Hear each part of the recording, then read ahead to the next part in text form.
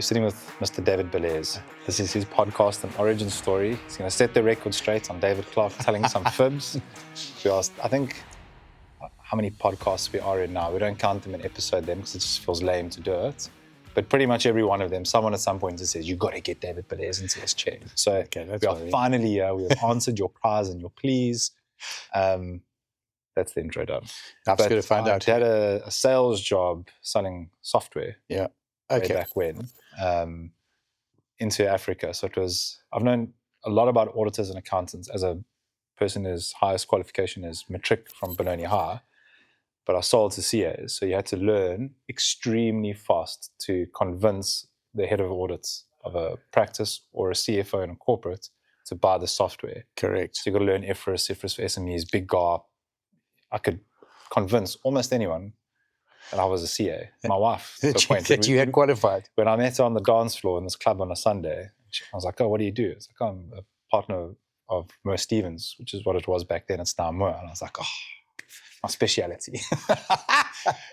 I love it. Yeah, anyway, we married, so it worked. But they got the distribution rights for the software into Africa. And I've always been like obsessed. And that was 3 weeks of the month. You fly out on a Sunday, land back the Friday, laundry the Saturday, fly out again the Sunday. Whole year. Into Africa. Anything. And it's so hilarious. People are like, oh, you're going to Africa, going from South Africa to wherever. It's like, South Africa is Africa. No. I'm going to another country in Africa. It's unbelievable, the narrow-minded view we have as South Africans, myself included. Zambia, anywhere in East Africa, Rwanda, Burundi, Uganda, Tanzania, Kenya, Zambia. Okay, Angola was pretty hectic, so was Nigeria. But the majority of them, Botswana and Namibia, obviously, I had a rule, so I'd get a stipend, you'd get $100, which is still a lot of money. Yep. Back then, you had $100 a day subsistence allowance, which I wouldn't spend a cent of it. I'd load up on local. The breakfast in the morning from the hotel was always free. Yep. So I'd go absolutely bonkers. I'd top load in the morning and I'd starve the rest of the time to try and save these dollars. And come back home and have a savings. We had like no money back then, quite poor in fact. Anyway, one day of every one of those trips, I'd take $100, wear a Chelsea t-shirt because Africans are crazy about soccer, Chelsea. and I would just go and walk. You always stayed in CBDs. You'd be in Nairobi, you'd be in Kampala, you'd be whatever, and I'd just go and walk. No phone, no nothing, because the optics. I thought it's not going to be safe, and just go and buy people beers and just go mingle, just chat. People see the shirts. Drogba. White oak walking in the middle of the place, like you are a minority, obviously, and not once was nothing. There is the hatred, the aggression, the rape, the murder. Look, granted, those things happen, but in a CBD, I could mission around. Not once did I ever have a problem. Have a hassle.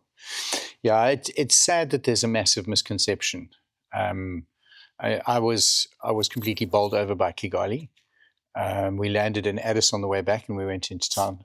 It's like, where have I been living my whole life? You kind of assume that South Africa is this little bubble at the bottom end of the continent. Yeah. And in actual fact, the gem of Africa. Yeah. And no. No.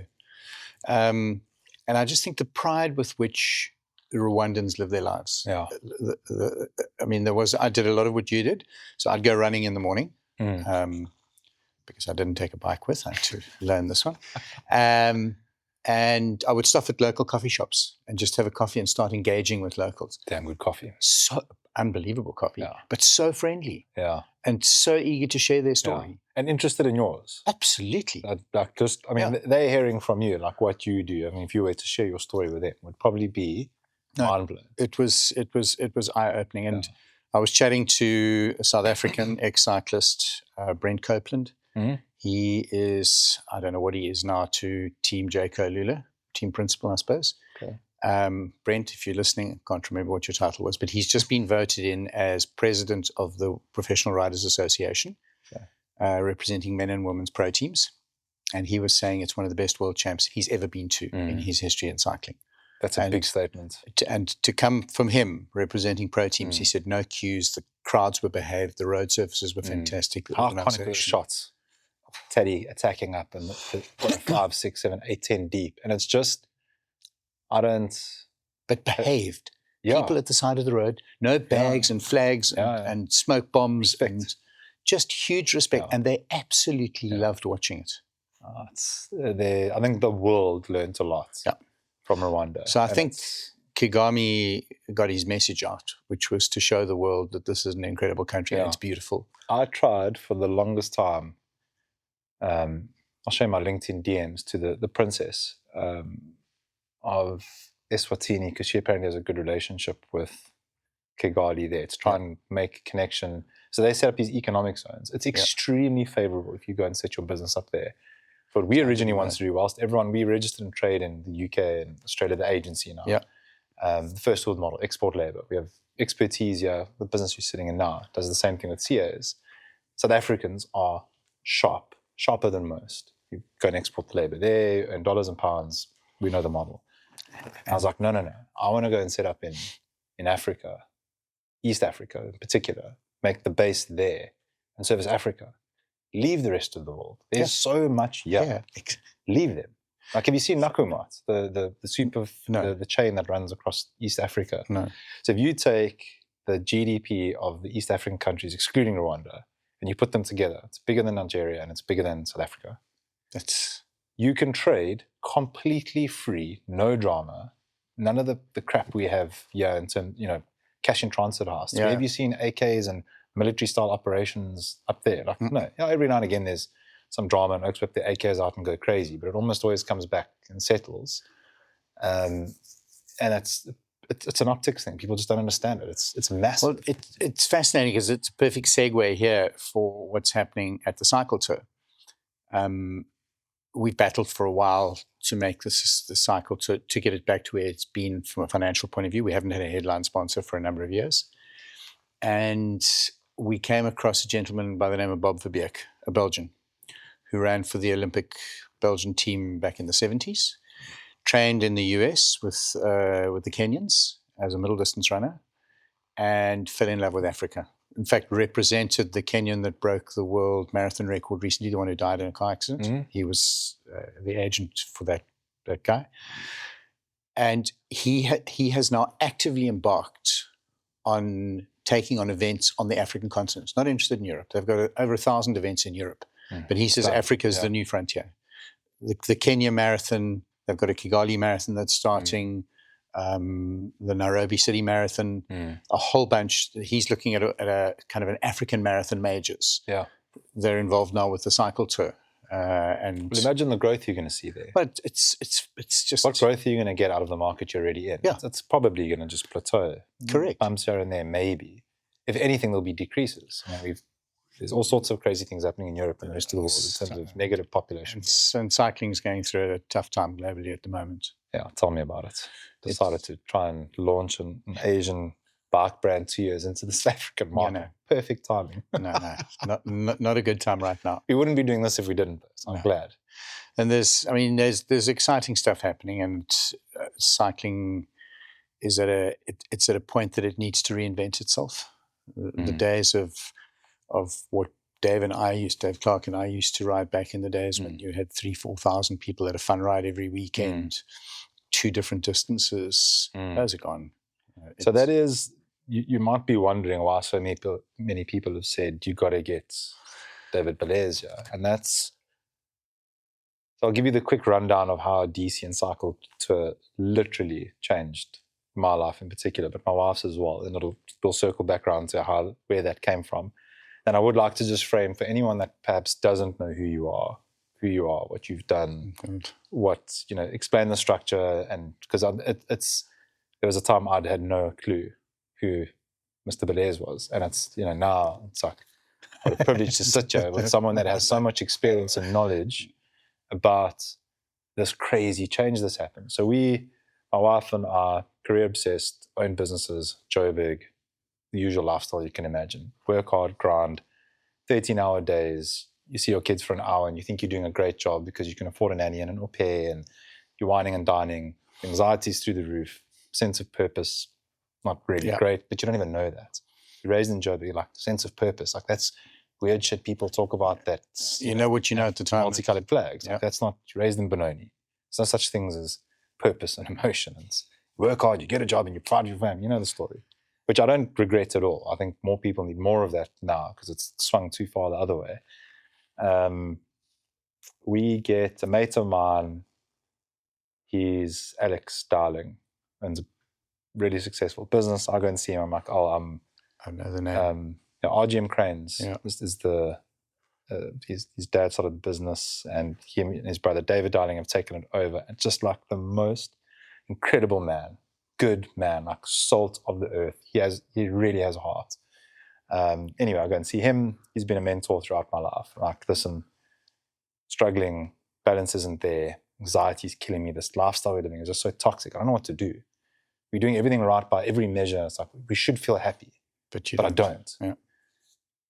And him being him, it's not stop drinking 2 bottles of wine a day and going out all the time.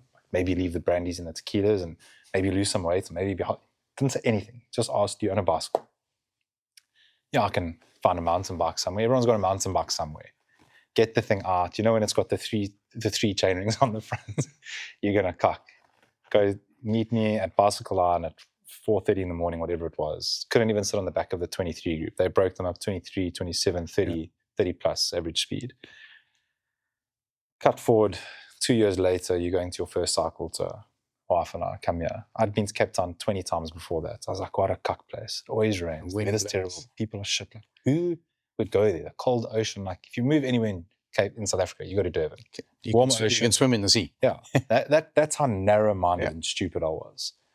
Come here, and it was the year before there was rain, so maybe 5 years ago, 4 years. It was the most perfect weather day. There was no wind. I wish to God I could get those conditions now for a PB because it was sublime. The next year it rained. Yes. So whenever that was in the last 5 years, we come down, we do that. I start coming to Cape Town once a month after that. Just fly down, send the bike down. Because I hear about this thing through my coach. There's this Savage crew, and they have this Atlantic seaboard battle, and there's this LPC thing, and these guys battle it out, and they do this race at the end of the year called the DC. I'm like, what's the DC? When you're in that peak froth with cycling's got you by the balls, and you're just consuming everything, cadence and nutrition and power and heart rate, and you're like really in the like super nerd phase. It was there. I'm like, DC, tell me about this thing. So, there's this crew, pure Savage, and on a Tuesday morning they go and they dice, and it's like, it's crazy. Get on a plane, send my bike to John O'Connor. Don't know who John O'Connor is. Just phone them. Like, hey, you're a bike shop in the area. Legend. Stay at a place. John is a legend. What a good Completely, man. a wonderful man. Huge. And very no ego, just salt of the earth. Go there. I hope he remembers the day because I can remember it like clear as day. Exactly this bike. Rock up there, go and see this Savage Tuesday thing, ride it, got dropped, just like obsessed. So at no point is it Cape Town and looking at the coffee shops and any of it. It's the lifestyle, the way these people live. Came back, went for coffee with them, still went and did a full day's worth of work, and then the penny starts dropping. Like, there's more to life. Like, the drinking basically disappeared.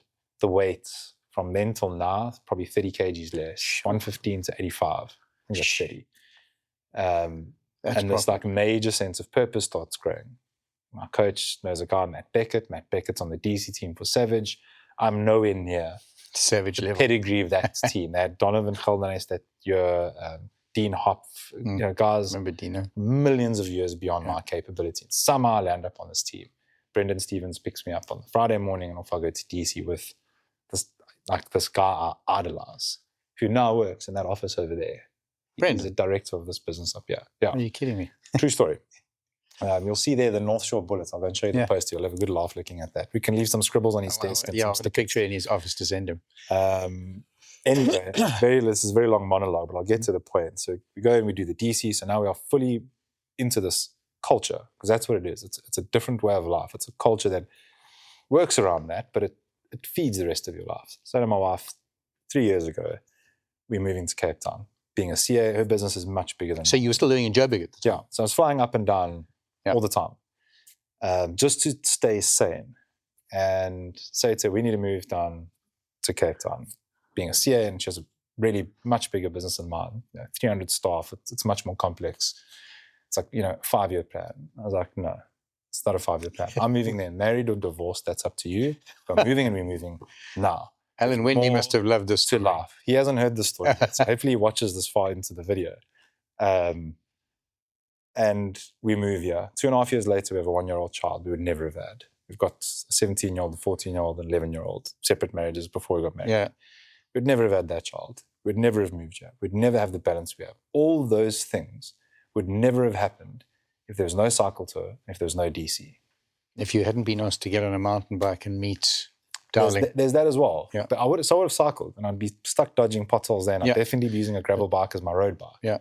But the rest of it, like that we would never in a million years, and I love that Gabriella, daughter of ours, like she is life.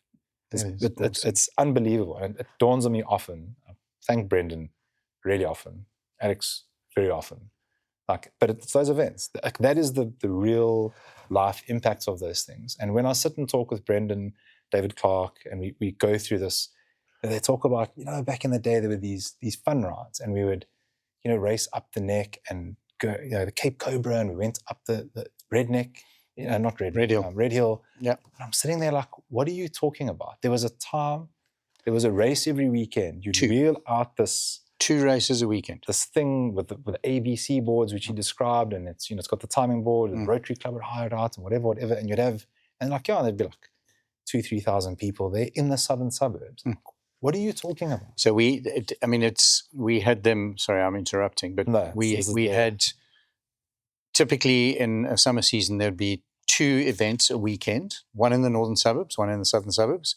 Typically back then, northern suburbs was on a Saturday because Sunday was reserved for those folk that were going to church, and you didn't race on a Sunday.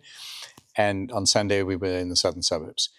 And inevitably, there were 2 or 3 distances per event.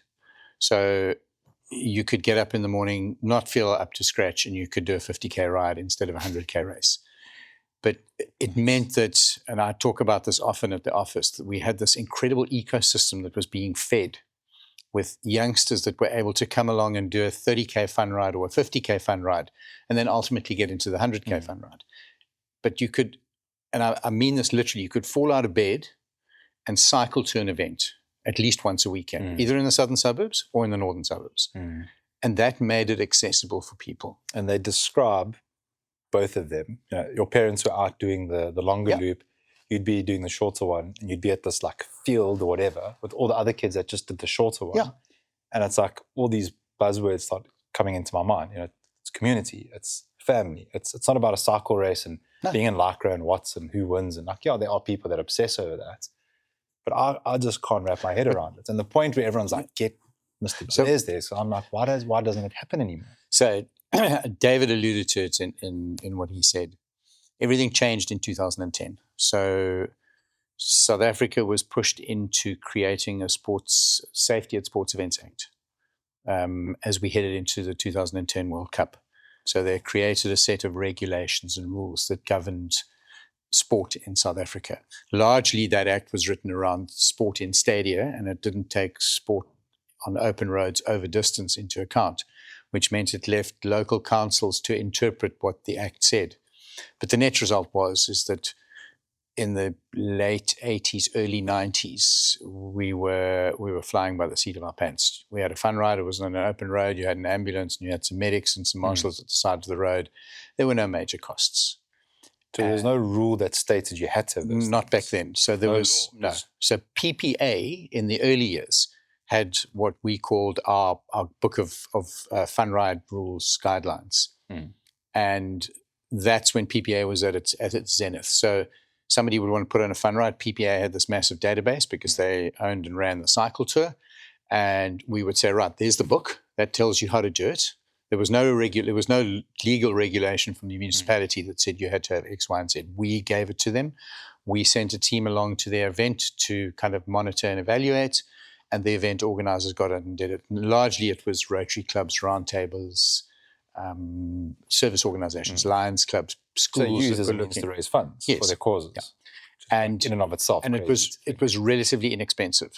Once the new act came in before 2010, suddenly you had to have so many police officers, and you had to have so much medical, and you had to have so many toilets, and you had to have so many security guards. For every X number of people, there've got to be so many security officers on site.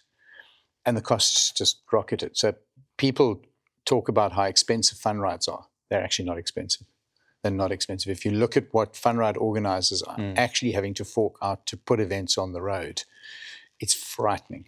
Cost of compliance for something like, and I'm going to speak loosely here, so please. Yeah, like hypothetically, you want to put a race on in the southern suburbs. I'm going to use a cycle tour.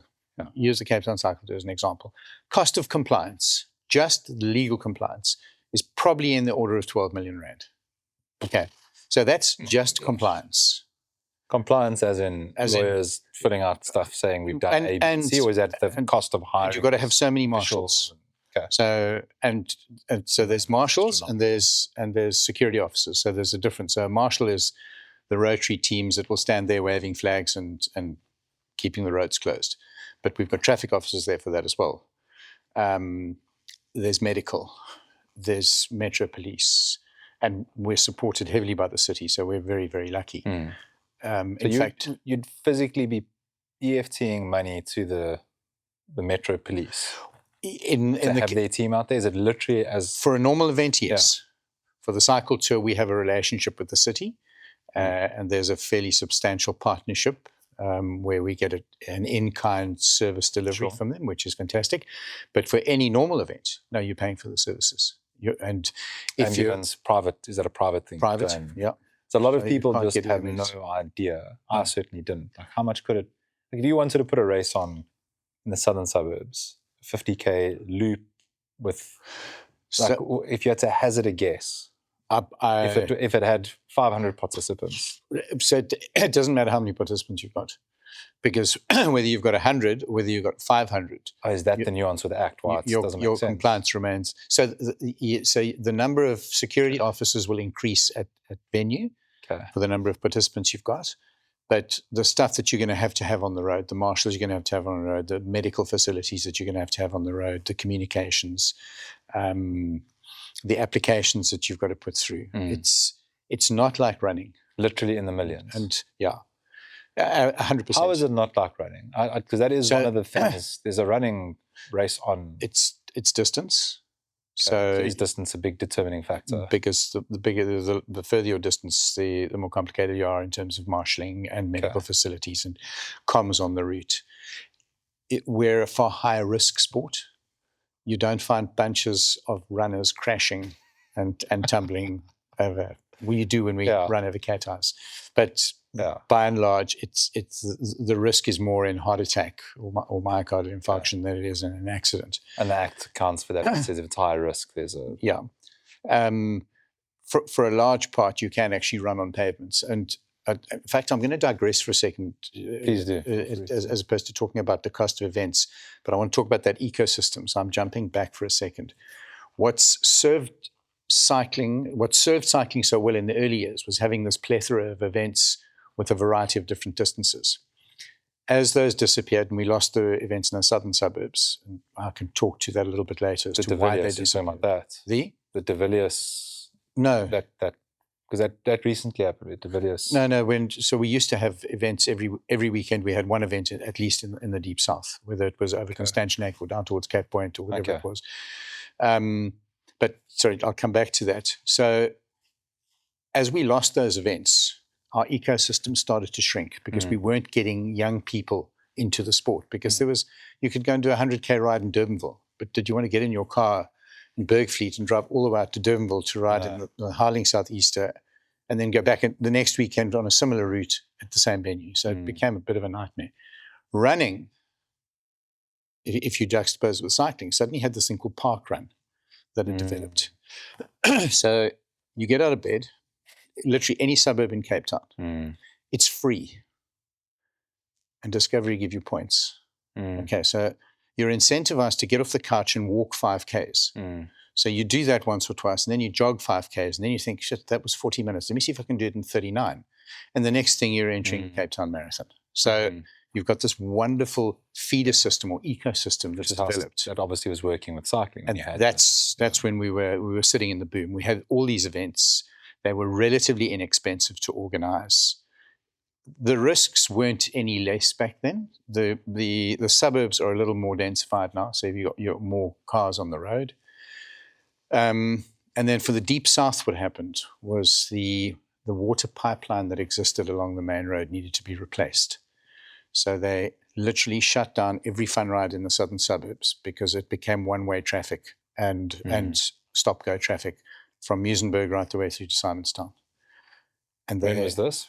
More or less?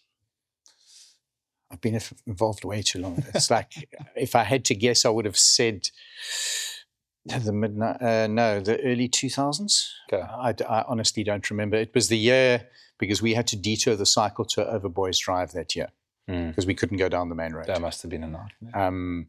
And what then happened was the residents of the Deep South suddenly realized how wonderful it was not having cyclists tearing past their front doors on a Sunday morning every weekend.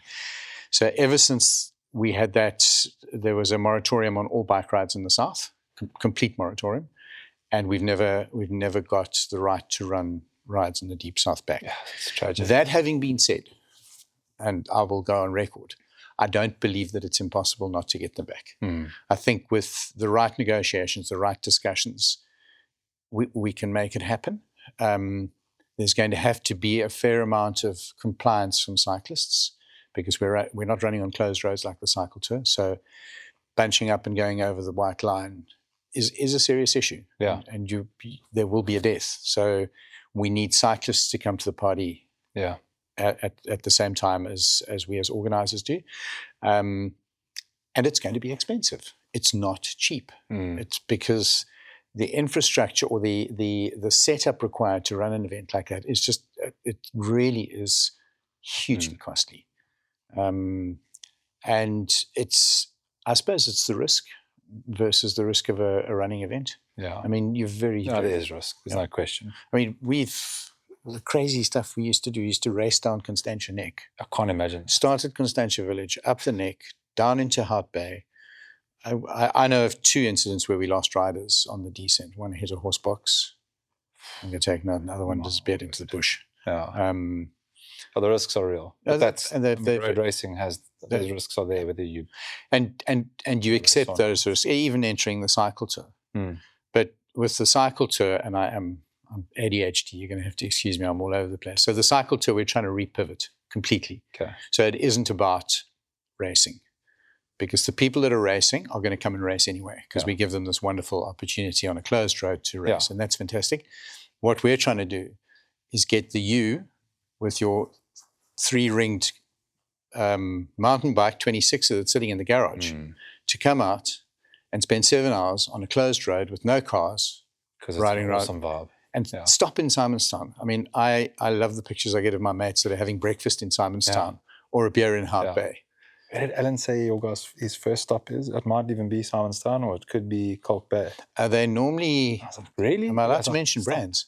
Go for it. They normally stop at Bootleggers for a little coffee. That's right. When Tim Brink was still alive, it was a thing. Yeah. And Simonstown is a stop. Alan definitely stops at the hub. They stop at the hub in Nordic, where they have a croissant. But for one day of the year, you own the road. Yeah, that's glorious. Do you need to be chasing a wheel in front of you? Yeah. So we do the second loop. We go and murder ourselves. So I didn't hear you. We do the unofficial second loop. Yes. Way back and not a full one. And I just can't bring myself to not knowing if I could beat PR while because we are trading, and you come off the back of that DC, it's like, I'm not going to race it ever again. Next time I'm just going to ride it slow. And no, it doesn't. Sure. Till that day comes, and so I think when Clark gives you that seeding, it's like, and then you know, dollar says says you're going to go. I'm going. So that's going to be there, and that'll always be there. And that's where I was for probably 10 years of my riding. But now, it's like DC. I mean, I don't know how many of the stories you've heard from Sipo or Alan or some of my teammates. The DC is a journey. The DC is about taking, in my case, 36 people on a journey of 200 Ks, knowing that some of them have never done it before, and getting them from the start to the finish and seeing the looks on their faces when they conquer their first 200 K. Yeah, and it's a magical thing. It's the same. my everlasting memory of the cycle tour every year is not the winner. I mean, the winner's great. Yeah. Malcolm, I hope you're listening to this one. Malcolm once accused us of having the largest bicycle race in the world with the worst prize money. Absolutely right. We are the biggest bicycle race in the world with the worst prize money. But as much as it's important that we have winners, it's important that we have David Belairs weighing 110 kilos, riding his first cycle tour, and he's finishing in 6 hours 50, and he gets across the line and he throws his hands in the air because that for him is an unbelievable achievement. And watching those people finish at 4:45 in the afternoon, special. That gives me a very warm feeling. I was sitting Sarah Hill earlier, and many others before that, saying that the problem with my criticism of the industry, bike shops in particular, is they have these moats built around them and around their stores, and they're fighting fiercely because they've got children to feed and school fees to pay, which are fair enough. But they fight so fiercely to sell to the 10 people that are here buying bikes. Our job as not even business owners, our job as the community is to get 30 people to cycle. Don't worry about your slice of the pie. Make that pie humongous, because there's enough. South Africa, take this from where it comes, doesn't have a money problem. We have a corruption problem, we have a poverty problem, we have all those things. But our problem is not money. Our problem is not mental excellence and know-how. Those things are there. People talk about, the cycling industry and, money to run a pro team. And it's like we work with corporates, as many of them as I do, if not more. They have tons of money, loads of budget they can throw at marketing and initiatives, but there's no return. The media landscape in this space sucks. It's like, completely. How do you justify, if I think of any pro team that I've sat with, knowing what it costs? Like if you want to run a proper pro team, I'm talking like the DMS pro cycling team, the honeycomb outfit, they're getting there in branded vehicles. Everyone's on the same bike. It looks the part. Like, you want people to have that to aspire to. The young'uns out there that are like going hell for leather for this thing. Like, you want them to feel like they have a future and can get to that excellence. Like, it's not the whole industry, but it's a very important part of it. It costs millions. The return is there isn't prize money. There isn't it's media. Just fix that one thing. But that was my response to Mal at the time. Absolutely no problem. What I'll do, back then we were spending 3 million rand on live TV coverage. I'll take the live TV coverage away. You spend the money. Yeah. Cycling is not a sport that people pay for broadcast rights.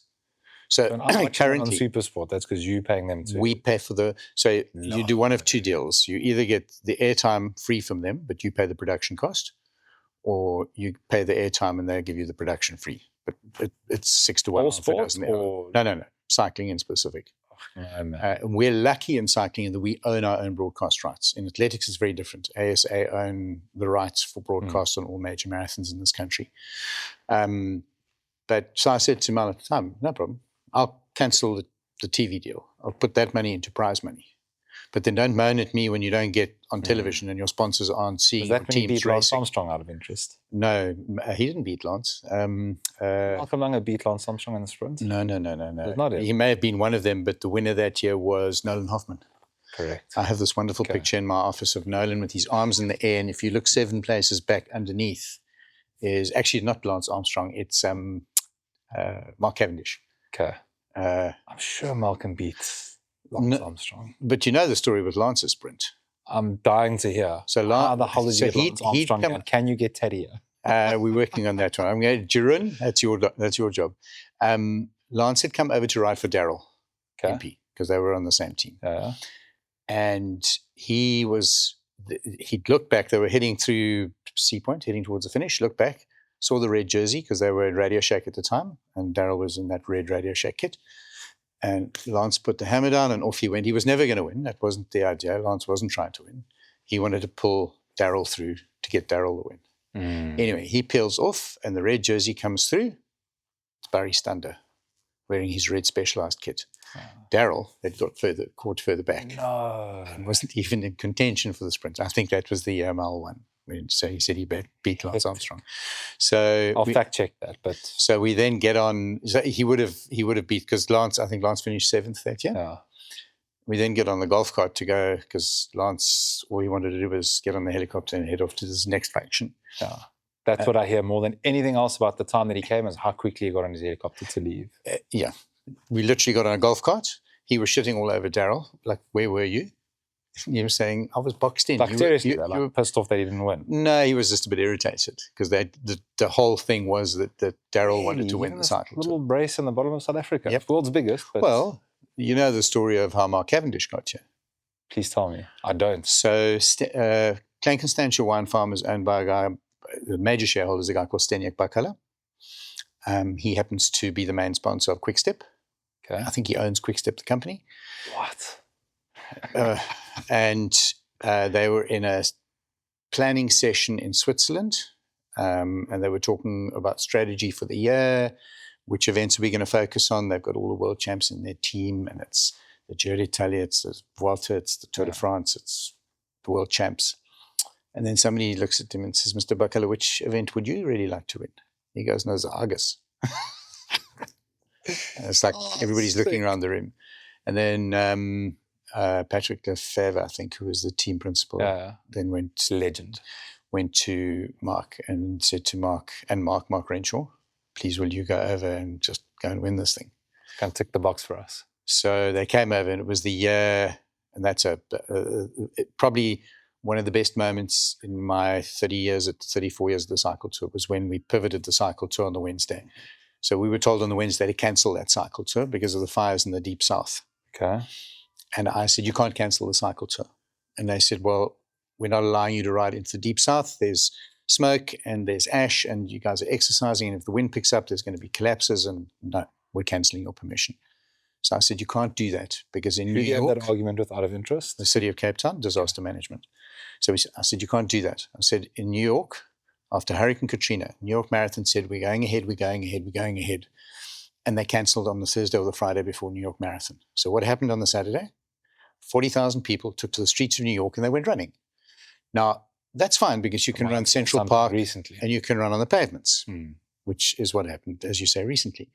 But I said, you're dealing with 35,000 cyclists, and they are going to be, if we cancel now, they're all in Cape Town, they're going on the roads, and I have no control.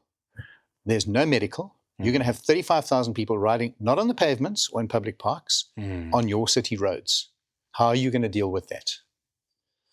Well, you must tell them they can't do that. So I said, well, I can't. It's not my job to tell the public what they can and can't do. I can appeal to them, but I can't stop them. Yeah. So they said, what do you suggest? So I said, I've got no idea. Give me 2 hours. So the team went away, and we brainstormed for 2 hours, and we went back and said, right, let us race to the end of the Blue Route and back to town. Okay? That way, we give everybody something to do. We give them a focus. Yeah. We turned it into a solidarity ride. We said it was the Show You Care solidarity ride for the people that had lost property and lives and things. But that was the year that Mark was here. So he actually ended up only racing 47 Ks and getting beaten by Nolan Hoffman. So Steniek Bakala has yet to win the cycle tour. And did he have anything to say about that? No, I don't think so. Mark was... In fairness to Mark, they had the story is they got food poisoning. Damn, these oaks can ride by. I think a lot of the European pros over the years, we've had a lot of them. I think they underestimate the desire of the local pros to win something like the cycle tour. Do you think there's anything bigger, personally, like on the African continent? In terms of events. From a fun ride, call it Cape Town World Champs. That's that and DC. Yes, both get that title. Well, the DC is my favorite because I ride it. I can't ride the cycle tour anymore, sadly. But no, I think it's a wonderful experience, and I'm cautious because there's so many amazing cycling experiences globally. We're just very fortunate that we have this incredible route to ride around. We've got a city that's bought into the event and supports it in the way that they do. And I can tell you, hand on heart, if the city and the province hadn't supported us over the last 4 years, we probably would have been in very, very big trouble with the cycle tour. So it's not that they give us money, but they give us services. And those services we're saving money on enables us to put the tour on. And what is the battle over the last few years? What is the headline sponsorship? So Pick and Pay pulled out just pre-COVID. And the idea was to run the COVID event. Well, we didn't know it was COVID. Run the 2020 event and then go to market for a new headline sponsor off the back of a really successful event. We had an incredibly successful event that year. The weather was fantastic. The first case of COVID had been detected on the Saturday in Durban. And on Thursday, they shut the Epic down. So now you've got a product that you're taking to market to sell sponsorship on. But you've got no idea when you're going to run the event again. So you can't sell something that you don't know if and when and how it's going to happen. So it's been a real struggle. We've had some incredible supporters in people like Peninsula Beverages, the City of Cape Town, and partners that have kept us going. And the support, the fact that we've climbed back up where we're nowhere near where we used to be, but we were at 28,000 at the last tour. And that excludes our Muslim participants who weren't able to participate because of Ramadan, which would have pushed us over 30,000 for the last event. So we've gone from 18. What are the heydays? The highest number of cycle tour entrants we've ever had was just over 42,000. Wow. That was the year after we reopened Chapman's Peak. Chapman's Peak had been closed for a while. Yeah. And there was this massive rush. It was the days we sold out within, I think, 8 hours was our record.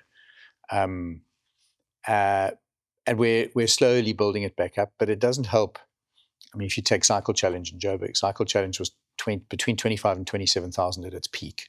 Yeah. They had 12,000 entries last week. Yeah, that was... So it's... What do you think the big drivers are? And 40% of our market, so 40% of those who ride Cycle Challenge will come down and ride Cycle Tour. So 40% of 25,000 is X, but 40% of 12,000 is a hell of a lot less than X. So a lot of interesting dynamics there, though. Yeah. I mean, how many of those? I think I was listening to a podcast with Jordan yesterday, Lewis, saying over the last 2 years, 20 months, 100,000 people have moved from Johannesburg to Cape Town. That's true. That can't not have an impact on that race. 100%. There's that. They've moved the date. They moved the venue. So I was away riding Cape Classic this week in Montague for 3 days. And Gravelburn and I mean, how many events are there? Were, of the 70 people riding that, there were 30, at least 30 from Joburg, who opted to come and ride a road bike in Cape Town or in the Cape for 3 days rather than ride Cycle Challenge. Did any anecdotal feedback? The move from Stain City out to the, what do you call that thing? The Pumpkin, the stadium. In Soweto. Yeah, it used to be an easy event to get to. Yeah. What I will say about the Joburg cycling market is the demographic has changed completely, which for me in cycling is hugely exciting. Yeah. So to watch the new emerging middle market getting into cycling, the black market getting into cycling is so exciting. You haven't had Caroline Matsimela on the show yet. No. That's Please send her our way. The most dynamic woman you could ever wish to meet. Made cycling cool amongst black ladies up in Johannesburg. And not racing ladies, people who just want to get on bikes and actually have fun. Oh, so Kara's on our DC team. She's got a team coming down from Joburg. If she's going to come up beforehand, please. I'd love to have her. If you drop her a note. She's one of the 100,000 that's moved to Cape Town. Oh, wonderful. She's actually, one of the 100. she's okay. She's semigrated down. Okay. But there is a massive move in cycling. It was in its day this white male dominated sport. In fact, when we unified cycling in 2004 with the National Federation, because PPA and the National Federation have never sat around the same table. I was going to ask you to explain PPA to the layman. That is, I still don't fully understand. Contextualize it. 1977, a couple of guys from the southern suburbs of Cape Town wanted to have an event. And they were going to call it the Cape Peninsula Cycle Tour. And actually it was going to run, the original plan was to run it from Cape Town to Worcester and back. That was the plan. And then they decided it was a little bit too far. So they were going to go around the point, down to Cape Point, back again, and back to town. And then the predecessor of Sandparks gave them a hard time, so they weren't allowed to go to the end of Cape Point, so they had to go past the entrance. And that was the discussions around the first Cape Town Cycle Tour. And at the same time, that grouping formed a body a non-profit called Pedal Power, Western Province Pedal Power Association. It was the W3PA. And it constituted itself in end of 1977, constitution, a not-for-profit sporting association. And the first event that they effectively put on, the first major event, was at the time the Argus. It was going to be the Peninsula Cycle Tour, and somebody had a connection with the then editor of the Cape Argus, and they agreed to sponsor it with a paltry amount of money, but they put the entry form in the newspaper. So you got that has to be one of the best marketing calls ever made. 500. So many people still refer to it as the Argus. Best and worst. Yeah. Because for anybody coming in, Raymond Ackerman, when it was the Cape Argus Pick and Pay Cycle Tour, always referred to it as the Argus. Yeah. I used to go, right, it's Cape Argus Pick and Pay Cycle Tour. Yeah. Yeah, that Argus is a great thing. And it was a protest ride initially. It was set up because the folk from PPA that founded PPA were a little hacked off over the lack of facilities to lock your bike up when you went to the station. There were silly things like bike lanes they wanted. They've been fighting that battle for so long. Yeah. Well, I'm on record as saying many years ago, we're the most successful sporting failure in history in South Africa. Yeah. We started out to create awareness for the needs of cyclists in the city of Cape Town. We created the largest time bike race in the world, but we didn't get much more in the way of facilities. But the net result was that PPA sat outside the National Federation. It was a bunch of fun riders who saw the opportunity and created this event. And in those days, begrudgingly, the National Federation allowed some of their elites to race on the front end, which was a registered group, and that was the Lawrence Whitaker one. Maybe also just explain the National Federation. A lot of people have no idea what that is. So the National Federation is the body recognized by SASCOC as the official, and the National Department of Sport as the body representing cycling in South Africa, in the same way that you've got, what's that little round thing that you kick around a field? Soccer ball, yeah. That sport they've got. Whatever their federation is. So in world terms, you've got FIFA that governs cycling. No, not UEFA, not FIFA. What's the other one? Anyway. But so in world cycling, you've got FIFA, and then you've got the South African Soccer Federation, and then you've got the local federation. SARU is an easier one to explain. Okay. We'll know rugby. So we've got World Rugby, then you've got SARU, and then you've got the provinces. In cycling, you've got the UCI, and then in South Africa, you've got Cycling South Africa, which was previously the SSCF, and then you've got the provinces under that. Now, PPA sat outside of that. It was an independent organization organizing its own events, strictly speaking, non-racing. So there were fun rides. In the old days, we didn't seed. You arrived at a fun ride, and if you got there early, you got to the front, and if you got there late, you started at the back. There was no such thing as seeding. It was a mess. It's like some running events, not the big ones, some of the smaller ones. And towards the latter part of the 90s, post-apartheid, PPA was doing really well. Fun rides were booming. The National Federation was in trouble. It was very white. It was very Afrikaans. And it was not prone to change at all. And as PPA, we realized that if the sport was going to succeed in South Africa, that we needed to work with the National Federation. We needed to find a way to actually transform the National Federation and at the same time transform the sport, because it wasn't going to happen if we left it to the incumbents at the time. And we started, about 1999, we started a process of negotiation. So as post-apartheid, cycling was known back then as the least transformed sport in South Africa. It was a comment made by one of the ministers of sport at the time. And as PPA, that's writing on the wall long term. So we then got into a negotiation with the National Federation, or the SACF at the time. And I think it was 2004, 2005, we formed the Unified Cycling South Africa, which is the current body. As it happened, there was a good old divorce that came up 4 or 5 years later when they tried to impose stuff on us that we, in the negotiations, had agreed would never be done. And our stance simply was the money that's generated by the sport needs to go back into the sport. Yeah. It isn't about how many officials can we send to a world champs. Oh, maybe we should send some riders as well. It needs to be focused on what's good for the riders. And not only the elites, but across the board. Development riders. What are we doing for the social rider? What he's done. How are we making... I used to coach Sipho. I've got this wonderful picture of Sipho when he was living in Langa as a little kid. He hates it when I show that photograph to people. His story is incredible. But that's who you want to be. The money that's flowing back into sport needs to flow in across the sport, because if we're going to grow the base and grow the elite section, we need to be growing the bottom end of the sport, because that's never going to succeed if this isn't growing. And at the federation, it was all about high performance. It was all about how we're going to get Olympic medals and how we world champs medals. That's important.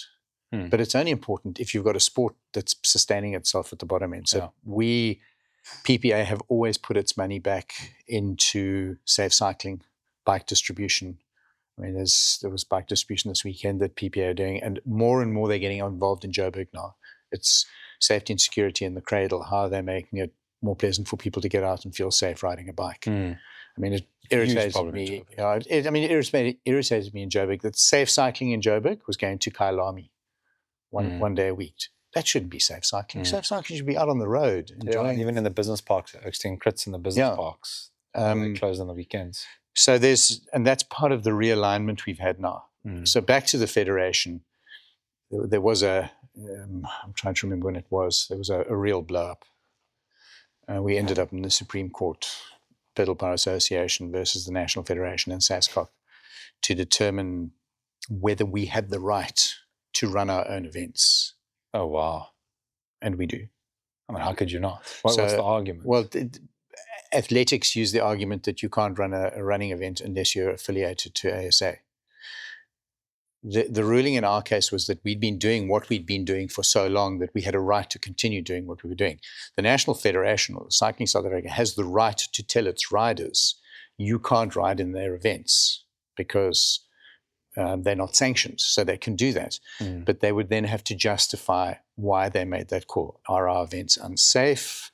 Are we pocketing all the money and enriching ourselves, that we're not contributing back to the sport? But the fact of the matter is that the Stay Wider of the Rider campaign has been funded by PPA from the get-go. The bike distribution programs that they run with the Western Cape government, with Bicycling Empowerment Network, that they've done with Shorva Kalula over the years, is massive. So that's about empowering people on bicycles. And they're going to be focusing more and more on that. The cycle tour will now work a lot more in how we're reimagining fun rides. I mean, we probably need to embrace the coffee culture of cycling. I mean, so my go-to spot is Bootleggers, Buckhaven, Saturday, Sunday morning. The number of people riding on that seaboard any given day of the week is unbelievable.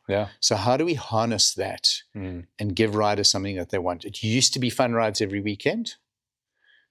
It's not that anymore. I know Dave talks about this culture of WhatsApp groups. Everything's a WhatsApp group. You're on a WhatsApp group for your cycling, and that's how you determine where you're going to ride, when you're going to ride, who you're going to ride with. He explained there used to be this really nice bulletin board back in the day, and he sent us some pictures of it. It's like so nostalgic. It's really cool.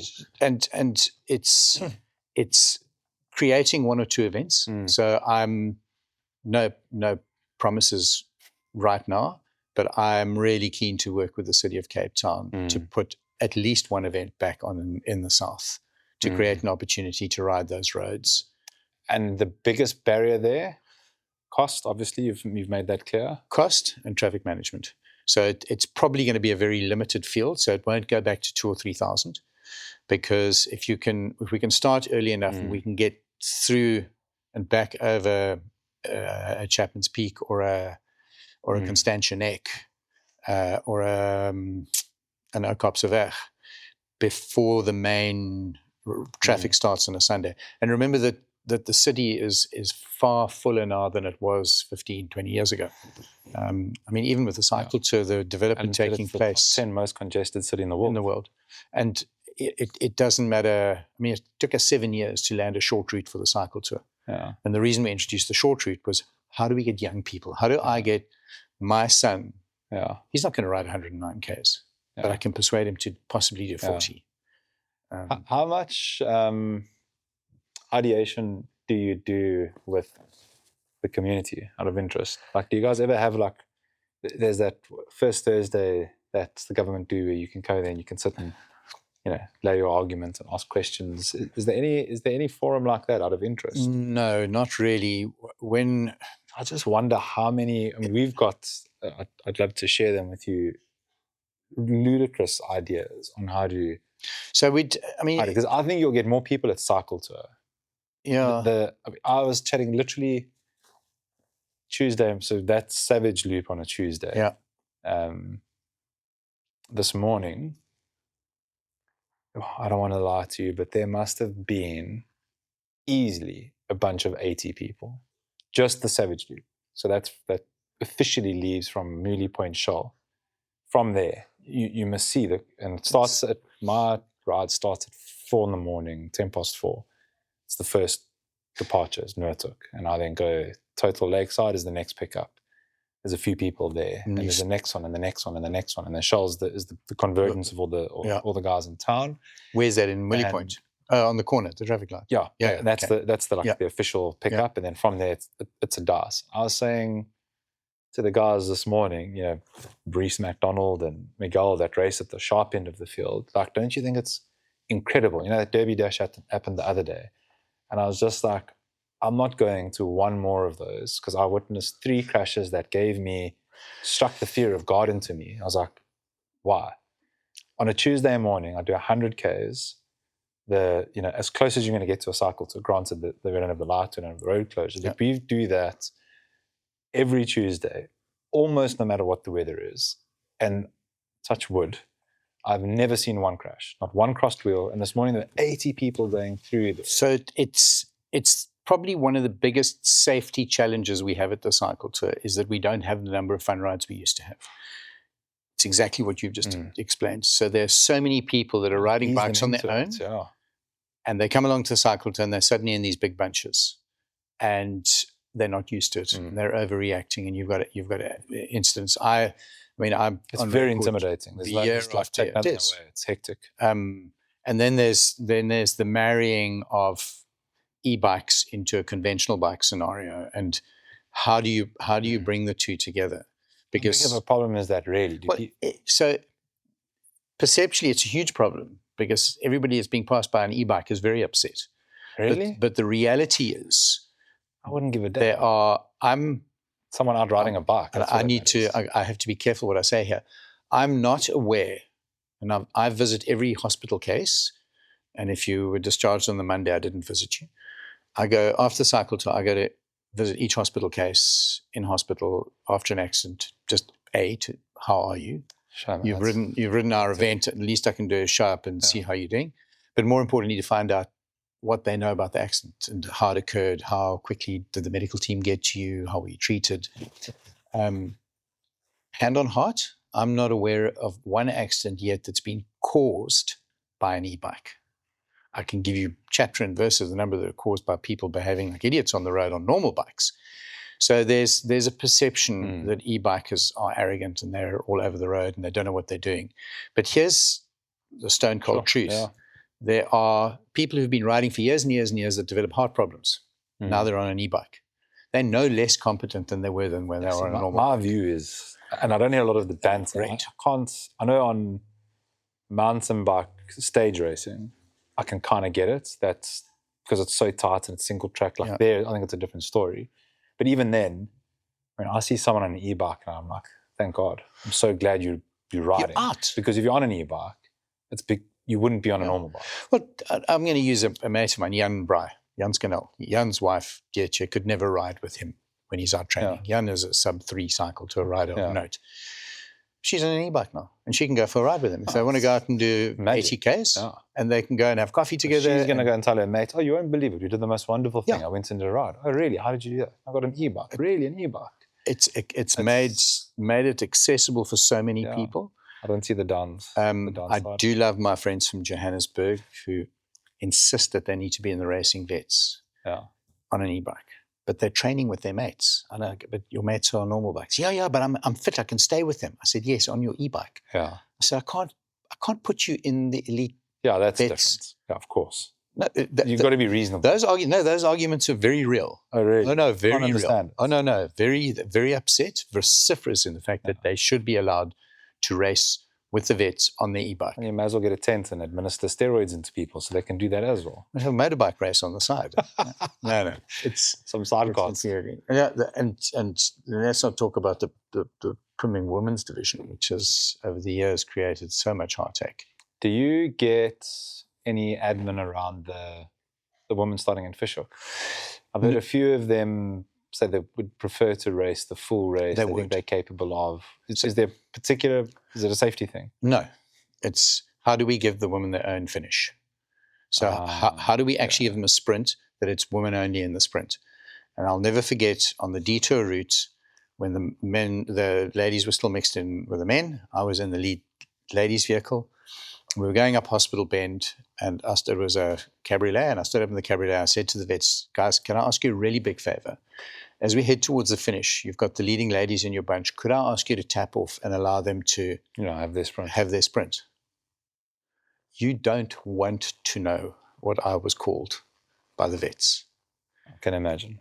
Like, well, I can't use the language profanity on a show like this, but all kinds of names under the sun. They've paid their money. Why should they have to sit back? They've got every right. Humanity just goes out the window. Yeah, completely. Yeah. And it's so difficult to have a ladies only finish because it doesn't matter where you put them. They're either going to catch somebody or get caught by somebody. Yeah. And David Clark will tell you it's almost impossible. And we can't leave a half an hour buffer for the next group because all I'm doing is I'm disadvantaging Mrs. Jones, who's at the very back. It's now windier, it's hotter, and she's had to start later because of one small bunch. So it is. It was their choice. That's another funny story. I could write a book. Haven't you? It was 2017. Yeah. The year we cancelled the cycle tour. We had a dinner on the Thursday night before the cycle tour, and we got wind that there was a protest that had been called. They'd applied to the city of Cape Town to stage a protest march, and they'd signed a document. It was the Ladies Commission of Cycling South Africa. Charisse, I know you're watching, and I know that you signed that document. We're very good friends today. And the traffic chief of Cape Town came to me at the dinner. He said, there's a march, a protest that's been planned for the morning of the cycle tour. I said, what are you talking about? He said, no, the women want to hand over a memorandum over the fact that they can't have their own they can't have their own race. So they want to be heard. So I remember the momentum we're involved in. Carl came to me and said, what are you going to do about it? Because we then heard that they weren't only going to hand over a memorandum, they were going to sit down on the ground and delay the start of the cycle tour to make a statement. That was the story. Oh, that is. So that's aggressive. So Carl says to me, well, what are you going to do about this? So I'm not thinking. I go, we'll just get the police to remove them. He goes, yeah, that's going to look really good. Big burly policemen pulling the elite ladies off the road. So I go, yeah, maybe that's not such a good idea. Anyway, we then met with the Ladies Commission, and we came up with we said, okay, well, what do you want to do? How do we do this? And we agreed to a start in Fishhook. In fact, I think the first year was closer to Simonstown because we needed to create enough of a gap, and we're trying to draw it back towards Cork Bay so that the gap is 5 or 10 minutes between the finishes, but it's a very fine line, depending on the tactics and how people race. Anyway, so that was it. They were going to have their own start. It was going to be in Fishhook, and they would race and they'd finish before the men. The morning comes. There's civil unrest in Masiphumelele. The wind is howling, and there's a fire that's now started to burn on the Kabonkelberg, which is above Hout Bay. And disaster management had said, if that fire gets any bigger, we're going to have to shut the route to allow fire tenders in and out of Hout Bay because it's threatening the houses. So now you've got 3 factors. I've got all the women heading over to start the race in Fishhook, and I've got chaos at the start in town. Because of the civil unrest in Massey, we shortened the route. So the first call that early morning was to shorten the route. So I then had to phone Lisa Ulifi, who was the head of the Ladies Commission, and say, Lisa, I need all the girls to come back to town to start in town. And I haven't actually got time to explain it to you. We're dealing with myriad of crises. And of course, I was not popular. There was some choice more words thrown at words me. thrown at you. Because how could you do this? And we'd negotiated and we'd agreed. But the fact of the matter was, if they started in Fishhook, they were going to race 3 or 4 Ks, go over a Black Hill, and then on to Chapman's. And because of timings, our marshals wouldn't have been in place. Because remember, we were implementing a cutoff to avoid the civil unrest in Massey. And we needed the infrastructure in place. So the only way we could do it was get them to come back and race a shortened route, but from town. Anyway, so half of them managed to get back to town, and I see Heidi Dalton, I think, was then the SA champ, and she's standing there with a bicycle doing this in the wind. And I suddenly realized you actually can't put them out on the road. It's too unsafe. The first 2 or 3 groups had gone. I have this wonderful video clip because the mountain bikers gave us stick afterwards. Yeah, you roadies are soft and you don't know what you're doing. And there's this wonderful picture of a guy blown off his mountain bike under the tunnel, leopard crawling to the pavement, and he gets pulled up. It's Nino Schurter. Sure. The then world mountain bike champion. He'd blown off his bike at the start of the cycle. Find that footage? I'm sure I can. I'll see if I can dig it out. That is insane. And he gets helped up and pulled behind a pillar. Yokes are soft. So, but it was the mountain biking is giving us a hard time. So we then called the event off. And that was the same. Easy but very difficult decision. Yeah, I think I said after Cape Town Marathon, somebody said it was a difficult decision to make. And I said, it's the easiest and the hardest. It's the easiest because the minute you put somebody's life at risk at an event, then it's an easy decision. So if you, it's not even a question. And remember with cycling, it's all about manageable risk, or what's the correct word for it? Not manageable risk, there's a term for it. But we know that there are going to be incidents on the day. Okay, but that's part of what cycling is. But it's when you move outside of that. How do you take a 17-year-old person who's riding down, they're fairly new on a bike, they've done some training, and they're heading down past the 12 Apostles, and that wind comes down the mountain at 80, 90 k's an hour and hits you from the side into the Armco.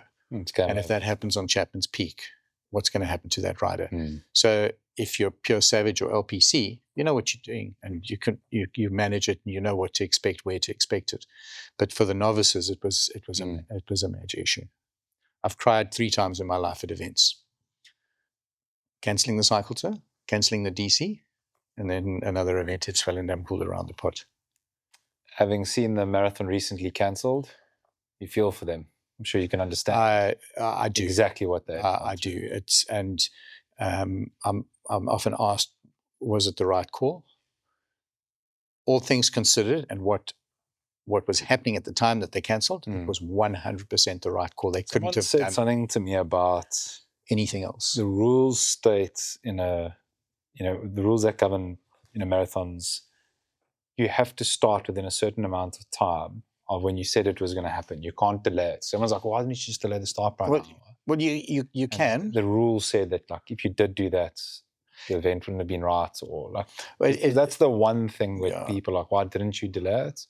I looked at that footage of the video. I think everyone's seen. The wind's pumping and the structures are being taken down. I'm like, no brainer, cancel. Obviously, I think there's a lot more that we don't know. I know, but I'm not really at liberty to discuss. So it's a lot deeper than just delaying. And there are a whole bunch of dynamics that are at play, and it's not one person that makes the call. Everybody's blaming the EO, everybody's blaming the colonel that's in charge. It's actually not one person. There's a grouping that sits there, and it's a consultative approach. And at the end of the day, the SAPS officer, who's the authorized member, will say, right, I've considered everybody's arguments. It's off, it's on, it's delayed, whatever it is. DC was a prime example. DC, we cancelled on the morning. I don't know if you know, it was before you. Because Brendan still went and rode it. Yeah. So it was flooding. So we were the first team off. So everybody says to me, you don't understand what it's like to train and all the hours we put in. And I said to some guy, you do realize I was in my kit on the start line. I'm team number 2. I was ready to go. This is like the only race I get to do. Yeah. But we knew that the road was flooded in Seabrook, and we couldn't get the bikes through there. And then we got a report from the Ashton Traffic Department that there'd been rockfalls on Trudeau Pass. And the traffic officer said to us on the phone, are you honestly thinking of sending people off knowing that there've been rockfalls? Now, at that point, we didn't know if it was rockfalls or rockfalls. And he said, if one person gets hit, you're going to be held grossly negligent, because you knew there were rockfalls. And at that point, I was sitting with the sponsors, and we then had to make a call. The other thing was we had delayed.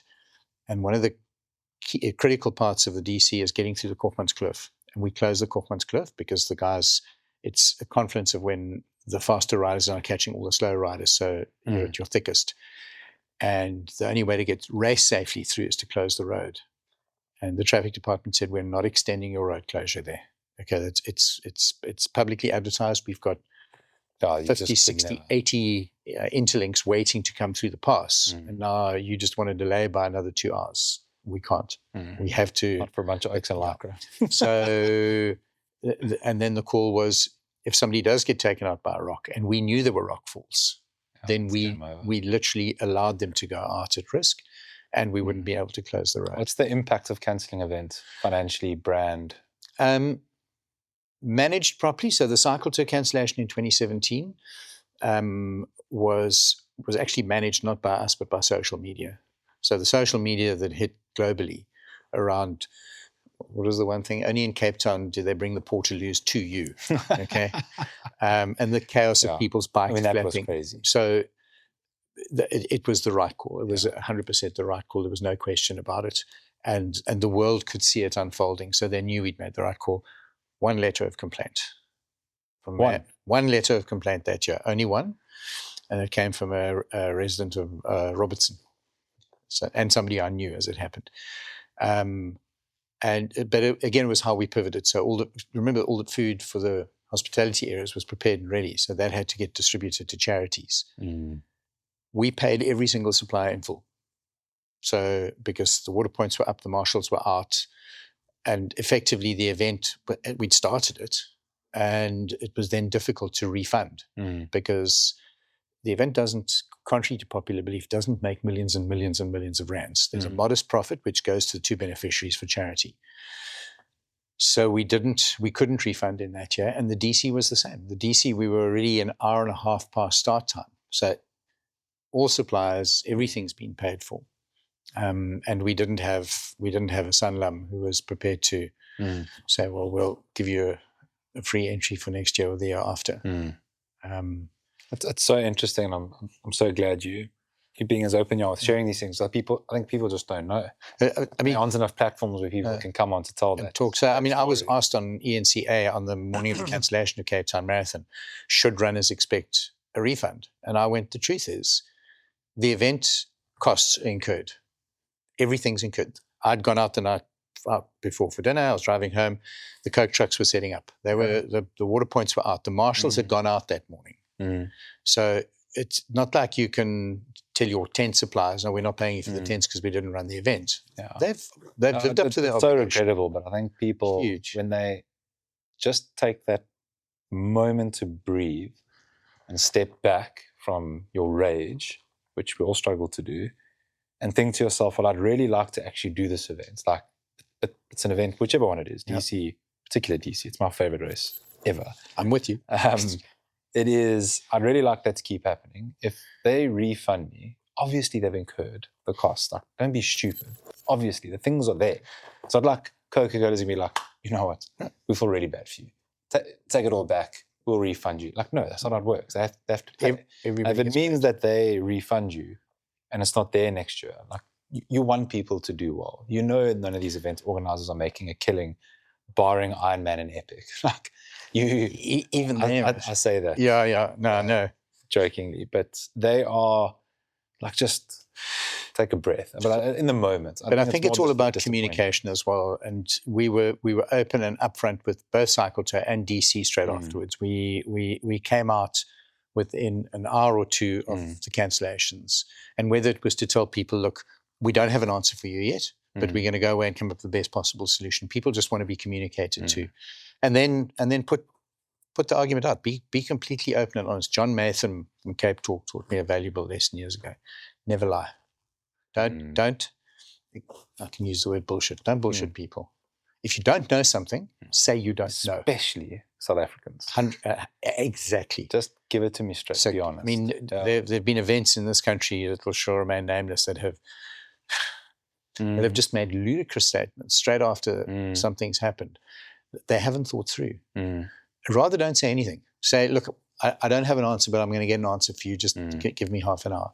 I suppose it's like the year we pivoted the cycle turn to the short route. And I didn't know when they said, well, what's the solution? I went, I got no idea, but can we just go away and give us an hour or so and we see if we can come up with something. 2017, we cancelled. 2018 was going to be the comeback year, and we needed it to be a good year because we'd now let everybody down. We opened entries at the end of 2017 for the 2018 event. On the day that the Premier of the Western Cape announced day zero was going to happen at the time of the cycle tour 2018. So now you can imagine we're sitting there going, the whole country. We are cursed. Yeah, like nobody's going to come. They know we cancelled because of the wind. Yeah. Now we're going to cancel because there's no water. And then the public outcry started. You've got to cancel the event. All these Joburgers are going to come down and use all our water and endless showers, and you can't go on. So the team had to go away and come up with a solution. And we came up with a water offset program. We put more water back into the reticulation system of Cape Town than we could possibly have used on the day. Some team behind. And that was just. Event. So I'm a burner, and I hand out. This interview wouldn't go well if I didn't mention Africa Burn at least once. So we go and hand out 300 bikes at Africa Burn to community. But it's like people mentioned that to me. We go into this. You go into a little huddle where you can get completely creative, just around what kind of solution can you come up with. And it was actually a close friend of Alan's, whose name I'm not going to mention, who came up with he said to me, you get carbon offset, can't you come up with a water offset? And that then started the process of burn is very high up on my bucket list. So if you do land up back there, let me know. Not gravel burn, Africa burn. 13 years in a row, and we do between 200 and 300 bicycles we hand back into local communities after the burn. We'll be there. There's a spot. It's a little project called Pedals for Peace. Yeah. And in actual fact, we're going to use part of that project now to help drive entries to the cycle tour with Prime Media. So we've got this whole thing going on about for every 20 entrants from Joburg, and I'm jumping the gun because this hasn't even been announced by Prime Media, but we're working on it. For every 20 entries, we will give a bike to Prime Media to put into community in Joburg. Oh, that's epic. So how do we get people to come down and ride? We'll put something back into your community. And nice. Very nice. That's It'll make for a nice billboard. All the people in the community with their bikes. So the idea was to actually have, in my head, corner of Rivonia and Grayston. Yeah. That big, massive billboard with a big thermometer. Yeah. With as it fills up towards the target is 400 bikes. Yeah. We put 400 bikes back into community. Oh man, you're doing their job for them. So it's. But it fits with what PPA are trying to do as the owner of the events, which is get bikes back into community. Yeah. Right, the base. Yeah. DC is the most important race in the year globally. Ask Brady. Anyone that believes otherwise, you're wrong. You enjoy the race, obviously. I was there at the start when it was conceptualized.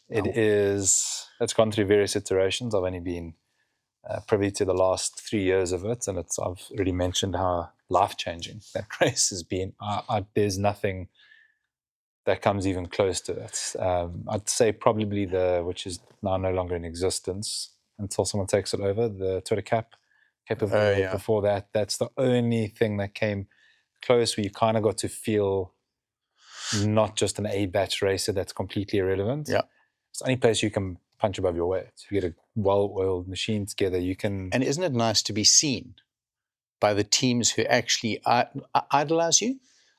There's nothing nicer for me than watching Pure Savage come past me when we're riding. So all those slow teams that you passed. So lekker. The vibe is unreal. It's awesome. What happens on that road is very special. Whether you Savage, the rivalry that's brewed, which we'll come back to, is epic. I find it really, really funny, but inspiring how bicycling covered it last year. Like they could have written about anything, but they covered the Kings of the Atlantic Seaboard battle. Like that was their like 6-page spread. Wait, the magazine is about to come out. I've been privy to some of the what's to come. I can't wait to see the article, but I believe this will be out after the magazine comes out. So okay, so it would be known. I don't know who the Kings of the Atlantic Seaboard meme account owner is. Only one person I know. It's only one person I know who knows who that is, and that's the person who wrote that article. It's going to come out. And it's written as anonymous, so we don't even know who wrote the article. I won't say. So the article says, you may know who wrote it, I don't know. I do, and it is the only thing that knows. I wonder if it is I love that no one knows. My top suspicion, the person at the very top of my list now, is Brendan. He makes the most sense for so many different reasons. So you're obviously aware of the Coates battle. Yeah, of course. Absolutely. And I love it. And what I love about it, Fahad, I hope you're watching. Fahad is our sponsor in Old Mutual. Fahad is another one of the names that have been thrown around. And someone who has to come and sit here. Passionate cyclist, an absolute gentleman, and somebody. Head of marketing, Old Mutual. No, he's.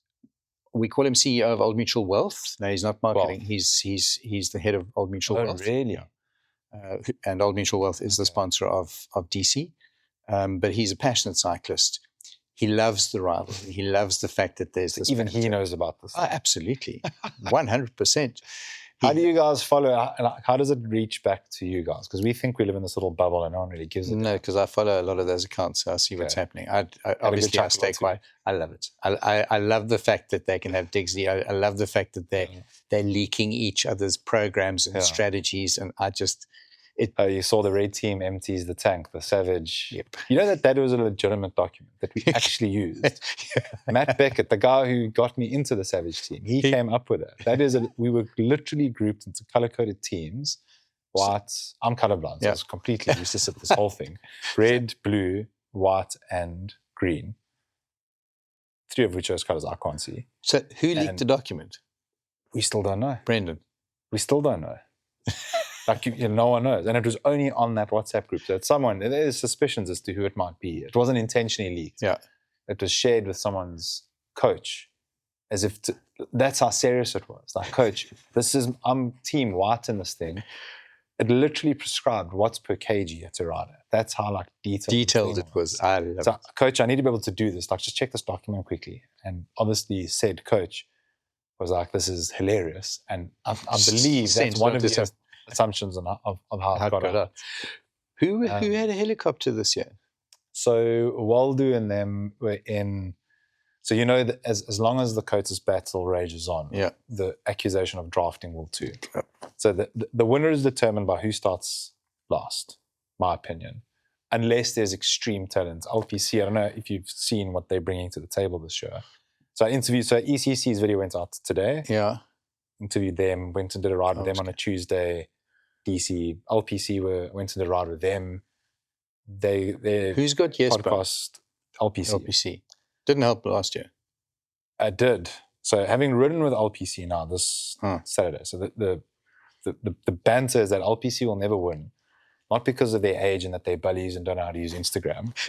It's because they will attack each other so much that they all blow before they can get to the line. I'm like, ha, that's the banter. I went and rode with them. Oh my gosh. They are. My normalized power at the end of that ride was just shy of 300. It was like a race. It was ridiculous. You cannot believe how hard those guys ride. It's just permanently red. And the moment like someone will go, a little bit, tap off even just a little bit. Carl is quite involved in leading the team. I think he's the captain for this year. Just gets on. He only knows 400 watts. It is bonkers. Now they've got the story behind Jasper. So in their episode, when it comes out, we'll actually play the voice note from Jasper laid over, like of how he landed up on this thing. It's just you couldn't. So when is that coming out? That'll release tomorrow. Tomorrow. So ECC was today. Tomorrow. Brendan has already come out for Savage. There's someone else coming. Another World Tour pro is coming with, and it's just like their stories of how these things land up happening. Also on LPC. Also on LPC. So my hot take at the end of the thing, who do you reckon? ECC fancy themselves. They have got the snazziest, trendiest, every person there knows every feature on an iPhone in that team. They know every angle. But are ECC going with a full male team, or are they going mixed? Well, technically they're full male, but they're mixed in terms of how they conduct themselves. Full male. Full male. So they've taken, so Mother shamedly has stepped down. They're not even participating this year, which is really poor. And it's really important that we rag them about that. And they never live that down, because it's just not on. There's no actual reason why they're not there. Something like there was no almond milk at the finish line, so they're protesting by not coming. So a couple of their, I'll try to recruit one of them. Zach, I can't believe you let us down. They've taken some pedigree from Mother, and that's with ECC and a couple of other. Okay. But Jared, who works at ECC, and Jared was with us this weekend riding. That oak he's on another level. No, he's very scary. Another level. I got dropped before I even got to the top of on their ride. I got dropped before I even got to the top of Seikobosi. But we did doing 380 watts. No. Dropped. Gone. Goodbye. And they just attack straight over and keep going. We managed, so from doing this storytelling thing, we've managed, so Brendan's name for me is now Judas. So you'll see me riding with, so I'm busy doing turns, with LPC, doing pace lines. And it feels awkward for me doing it, because this is my arch enemy. This is your at the end of the day. But for the sake of the story, one must do what one must do. Absolutely. And Brendan's comments is just Judas doing Judas things. He's such a laugh. But because you get to see and meet these guys and understand, why they're doing what they're doing, but also like the firepower they have, this year is going to be special. We had all of them come, sent out a few WhatsApps, like, guys, come join the Savage Tuesday. So that's the crazy thing. All this banter, all this competitiveness, and they ride within 5 minutes of each other every Tuesday, never together, never a Barney. They never, ever, ever link up. They just do their box thing on the road. Yep. I'm like, guys, we are missing so much theatre. Why? And it's just it's so Cape Townian, like, set in our way. Saving it for DC. And they came 2 weeks ago. LPC came, ECC came. Oh, really? And they joined from that Charles Mooley point. It was, and as we start going, this random Brit is in town, one of the digital nomads that have come down here and heard about the legend of the Savage Loop. So as we take off, this guy's like, so what's happening here then?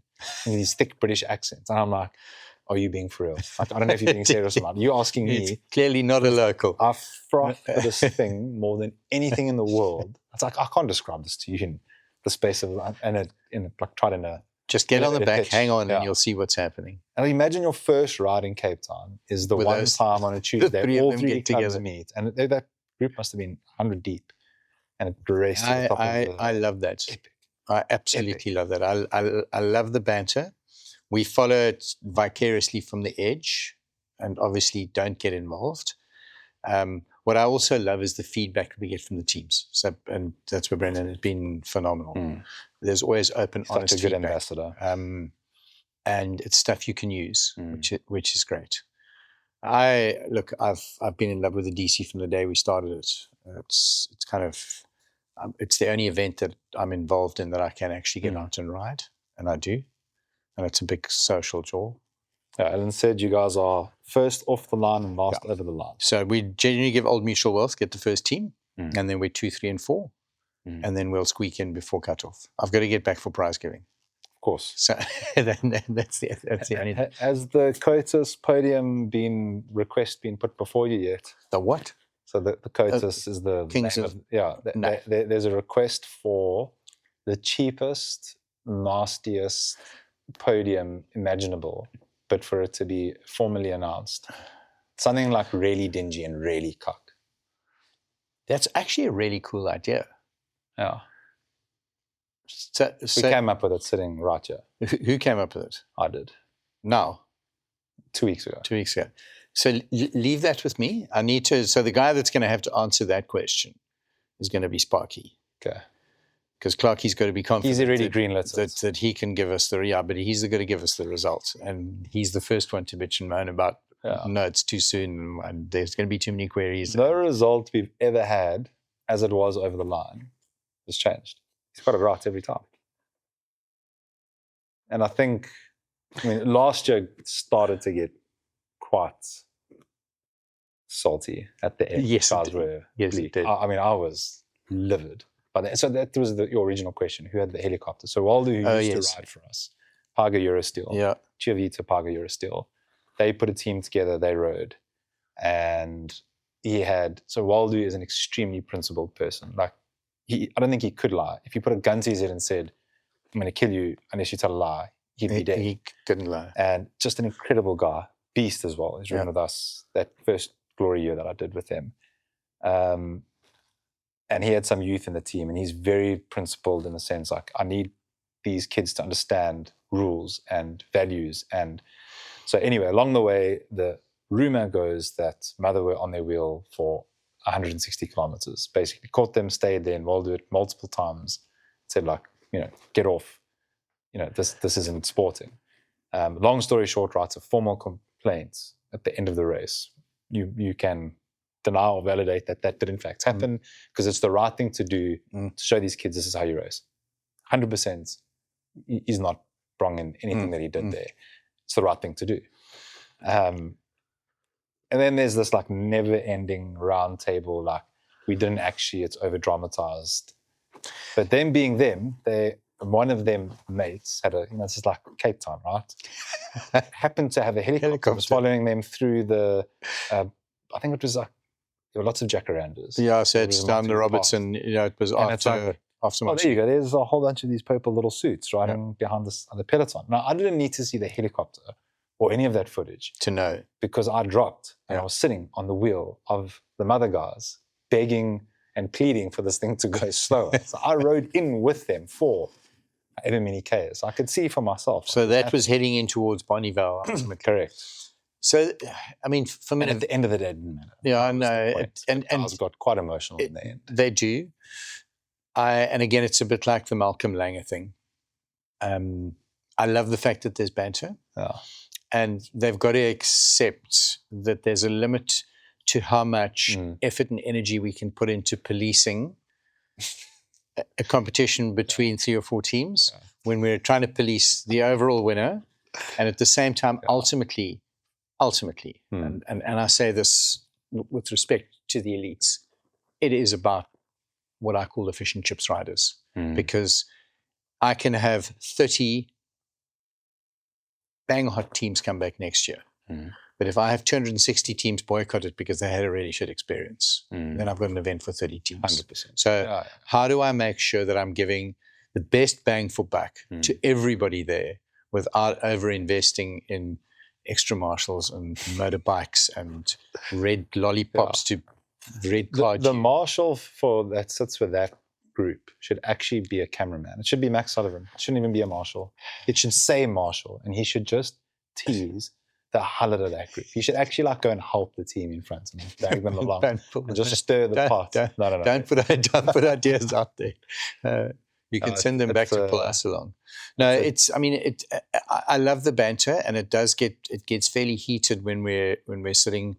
So I don't sit on that adjudication committee. I leave that to good old Sparky. And it is the nice thing about having Dave in the office is you've got somebody that I understand cycling. I rode not at the level that you guys ever rode.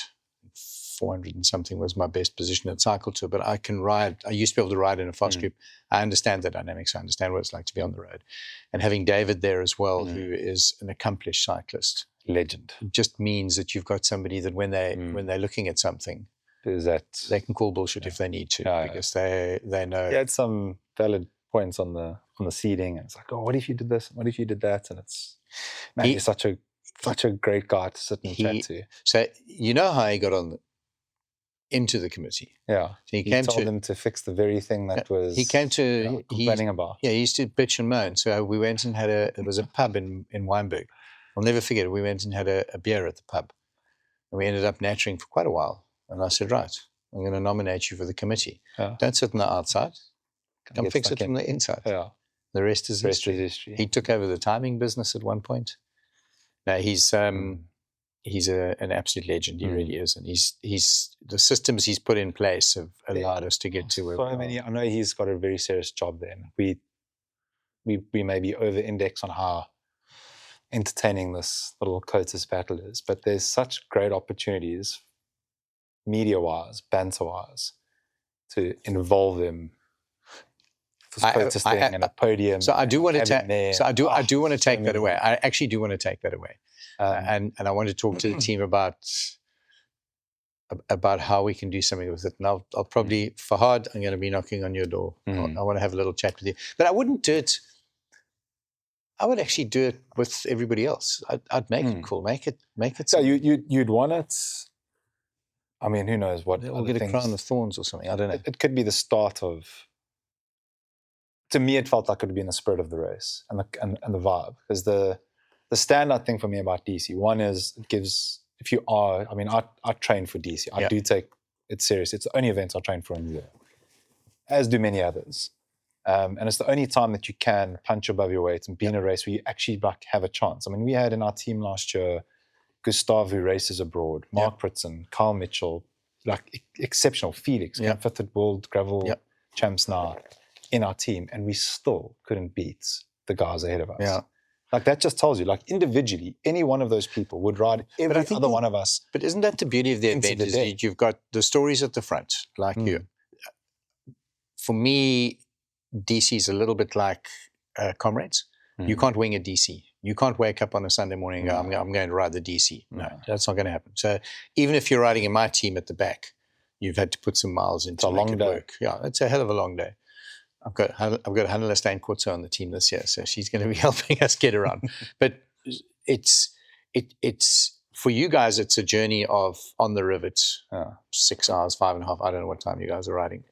For the teams at the back, it's as much pain, but it's their journey, and it's a personal journey of a group of people who are taking.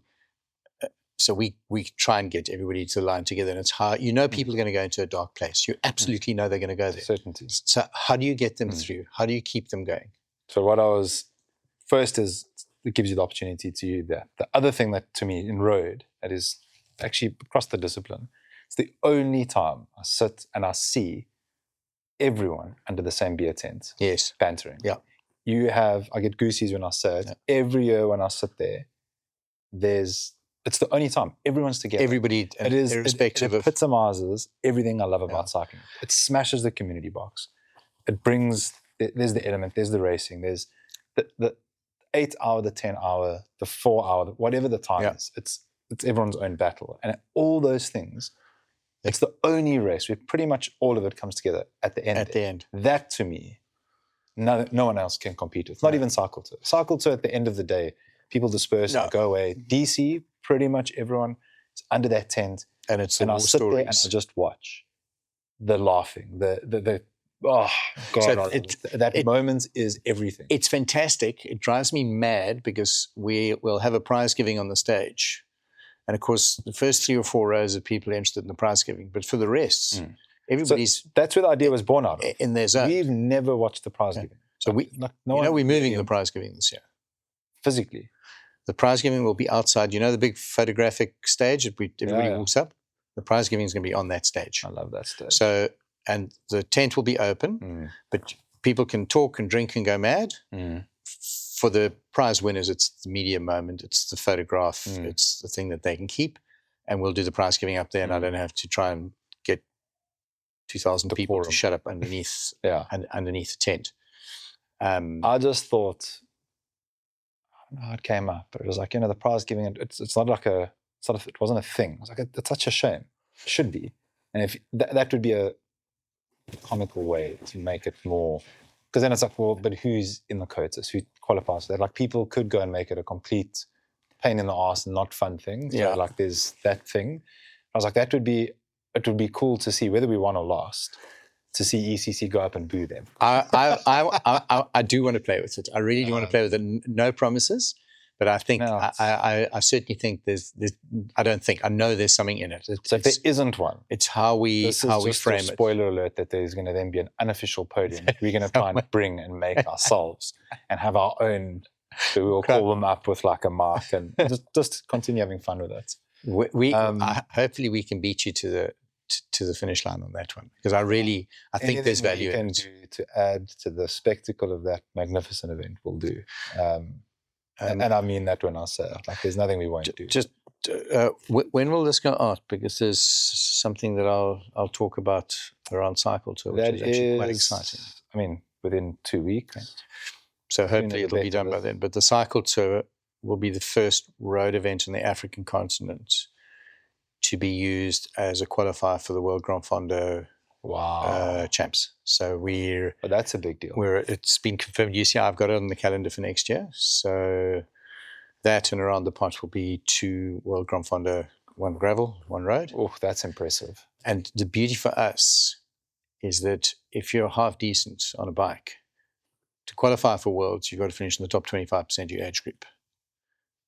When you got 30,000 people riding, to finish in the top 25% of your age group is a whole bunch easier than if you go to an event of 2,000 or 3,000 in Europe. Damn, that's interesting. So how much would people love to go and do that? Well, World Grand Fondo. Yeah. So to be able to qualify, I don't know how else you would even qualify for that. You'd fly to Europe to go and do one of the events in Europe. So there are no other events. There's another gravel event in South Africa that has 4 gravel worlds. And then we'll have Cedar. And we'll have the one in Swellendam around the pot will be that's exciting. Will be a World Gravel event as well. So the formal announcement should go out in the next 2 weeks. So hopefully around about the time that this goes out. You have a very busy schedule. It's exciting at the moment. I'm one of the big things we're working on is how do we create the park run for cycling, the park cycle? How do we get young people excited about getting on a bicycle? Have you seen the Legion crit racing team? Heard of it? Seen it? Anything? So I have the exact same mission you do. No real commercial thing to it. Like, hopefully we can make this media thing work someday, somehow. But I'm just like obsessed with it. I can't let it go. Like, have to do our thing. I think Dave, that's what Clark. Yeah. All these Daves. And Dave Mercer's going to come on soon as well. So it's going to be another Dave. I think that's what he picked up on. Like, I really, for no particular gain, I love it so much. I want everyone to have it. And sitting with Seaport was just like another whole chapter blowing my mind of how important it is. And it's like, you've just got to, so look at that Legion crit racing thing, which is this super like flash, cool swag black guy in America. And he's like, why aren't there more blacks represented in the Tour de France? I'm going to go then and see for myself. And like goes and takes a stab at this thing, realizes quickly the level of the Tour de France is just like a whole other kettle of fish. Goes back to the States, and he's like, well, I'm gonna create something for us, as in, the black community. That is also cycling related, because that's a valid thing. Like, there is a very low representation of black people in cycling globally, not just in South Africa. So he goes and he creates this Legion is their brand, and it's crit racing with like just Americanized. It is so epic. They have these like crazy out of this world kits. They like ride around with like chains, and it's this very like cool American LA vibe. And then he creates this event around it. Sponsors it's a multi-million-dollar thing now. He's made an absolute killing out of it. Red Bull are in it. And you know what makes that whole thing happen? We can run crits easily. It ticks all the boxes of the distance, blah, blah, blah, blah, blah, blah. So where is the problem? Money. Where will the money come from? You can unlock money with relative ease. I mean, you go through your Rolodex of people that you know over the years. People will throw money at it. You just need to figure out the media thing. The media thing is the problem. If I think like the opportunities a corporate or never mind a corporate, anyone that puts money into a person, into athletes, I mean, we have. It's like, how would I see a return? How do you get if they go on Instagram and say, at Alves, love my bike, or at Active Hobo, thank you for this, thank you for that. Like, been in marketing for a very long time. That's never going to move the needle. I know that it's not. So you've got an hour of Toyota Cadence on DSTV that I don't think a single young person has watched in their life, for the hope that you see yourself for a split second on TV. You've got random, pretty haphazard super sport coverage. 12-minute inserts from an Look event. at Gravel Burn right now. Yeah. You've got 33,000 stories on the Instagram stories thing. So that expires after 24 hours. So for the millions of rands that a corporate must put in, you get your logo on events as the title sponsor, which people attribute value to, but there's no media value there. No. There's no constant, never-ending thing that people are engaged and subscribe to that they're seeing, which is what we're trying to create here as a separate side project from just telling authentic stories. But it's like, why wouldn't this work? I sent a thing to Alan Wendy this morning. The watch time on just his video was 256 hours. That's a long time. In 2 weeks, 15 days. Today, I sent it to him this morning. That's 53,000 views. David Clark, 50,000. But ever. There was something with an algorithm. Yeah, there was an algorithm that ended up in the Philippines and So it's some anomaly. Indonesia. Yeah, Indonesia. So but this is the thing about YouTube. So you go and produce this content. And having said, Aaron, he was on. No. He's a tech editor. Aaron, how's his surname now? Bortman. He's a tech editor for Cycling Weekly, the biggest publication. Yeah, I know Cycling Weekly very well. Yeah, he's an esports champion in South Africa. You'll know him if I'll show you a picture of him. So he was on a Savage ride. He's over from the UK to come and do gravel burn. From the ride, came in. He was willing to come and sit here and talk. Like tech editor of Cycling Weekly. Like, this is like that was my go-to. It still is. Yeah. And he's been at Velo. He's been at Trace. He's done all the big gigs. And he's saying people are interested in our story. It doesn't exist anyway. So you tell a good story here. So David Clark talking about timing and all the different things that we went and spoke to. It's not for a South African audience. So there's no reason it's not for the world. Like, why do we think, and this is what Aaron says, he's like, we undervalue our perspectives, ourselves, our skills. As cyclists, subscribe to an American story on cycling? 100%. Our stories are interesting. Dave's... And that just shows if you tell it right and if you produce it properly and people can watch something and it's, as long as you're capable of having a conversation that's not complete garbage, which sometimes it is mostly on my account, it is a global audience. Now that, to me, if I'm a brand, starts to look like something I could say, I could stomach putting something behind it. It's there all the time. It's not for the 300 oaks that froth for lycra that are extreme cyclists. So the whole face of media has changed. We pulled off television 2016. We pulled off SABC and Supersport live. Okay. It was just costing us too much. I can do the same production on live stream, which is getting far bigger eyeballs than I ever got on Supersport or SABC on a single view. So in other words, on the day, as opposed to the repeats that you keep getting. And it's costing me a third of the price. So for $1 million, I can go out and I can do a full live stream, broadcast quality, Gerald de Kock doing my anchoring. And it's absolutely... I'd probably learn a hell of a lot from you there, because we want to just go. So we're using the same guys that are working on Epic, that are working on Dizzy Canoe Marathon, that are working on Ironman. They're coming in. They've got the experience. They understand the event, and filming around the Cape Peninsula is a huge problem. DC is the one I want to get to a live point on as well. That's a big one. There's so much watching those teams. Yeah. I'll never forget Doug Ryder.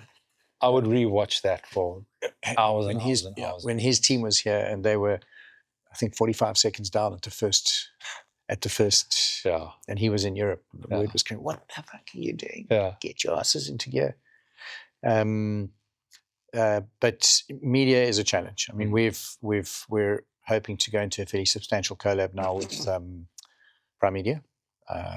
We've always had a really good relationship with them down here in the Western Cape, but for us to get some decent traction up north, we need Prime Media on board.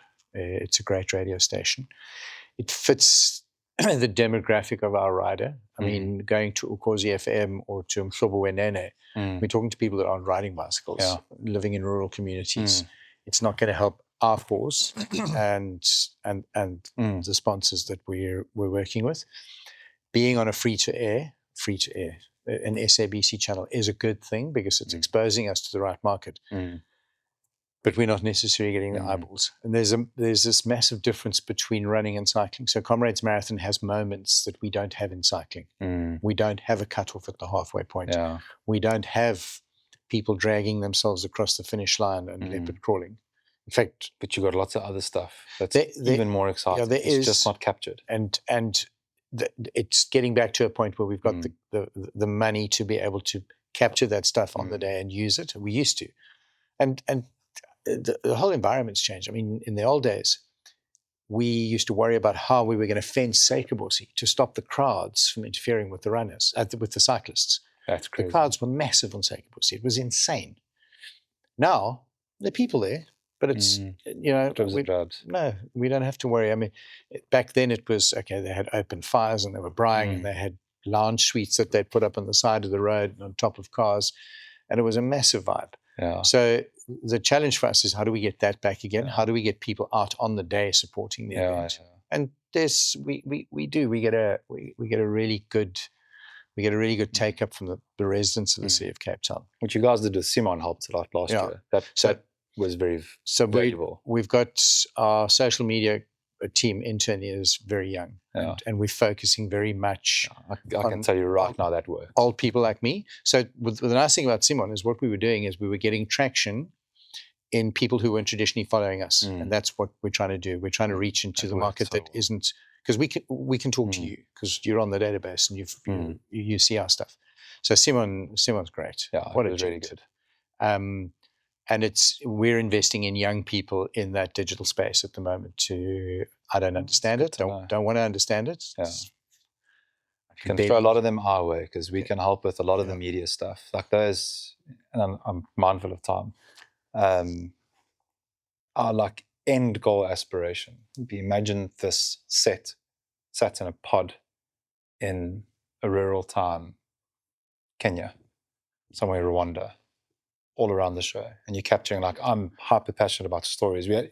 If you have time, go and watch the episode on Sparkles. You'll see one of our podcast episodes, Sparkles. That story gets to your soul. When you think about that, will tell you everything you need to know about who you need to reach in the rural communities, what cycling did for him, how it has literally changed his life. He was this like major, him and Simon, those two interviews were like, this lights a fire. I must do this and I must do it until the day I die, no matter what. And it's like, imagine you can take this and put it in all these different places. So it's, we need to reach a community, a young, not opportunity-rich Black community. Yeah. The medium, I know this from what we do in corporate marketing, is established. The platforms are established. It's TikTok, it's blah, blah, blah. Everyone knows that. There's no news there. The medium is also established. It's video. The problem is no one, you can ask anyone, Old Mutual, you can go through every one of them.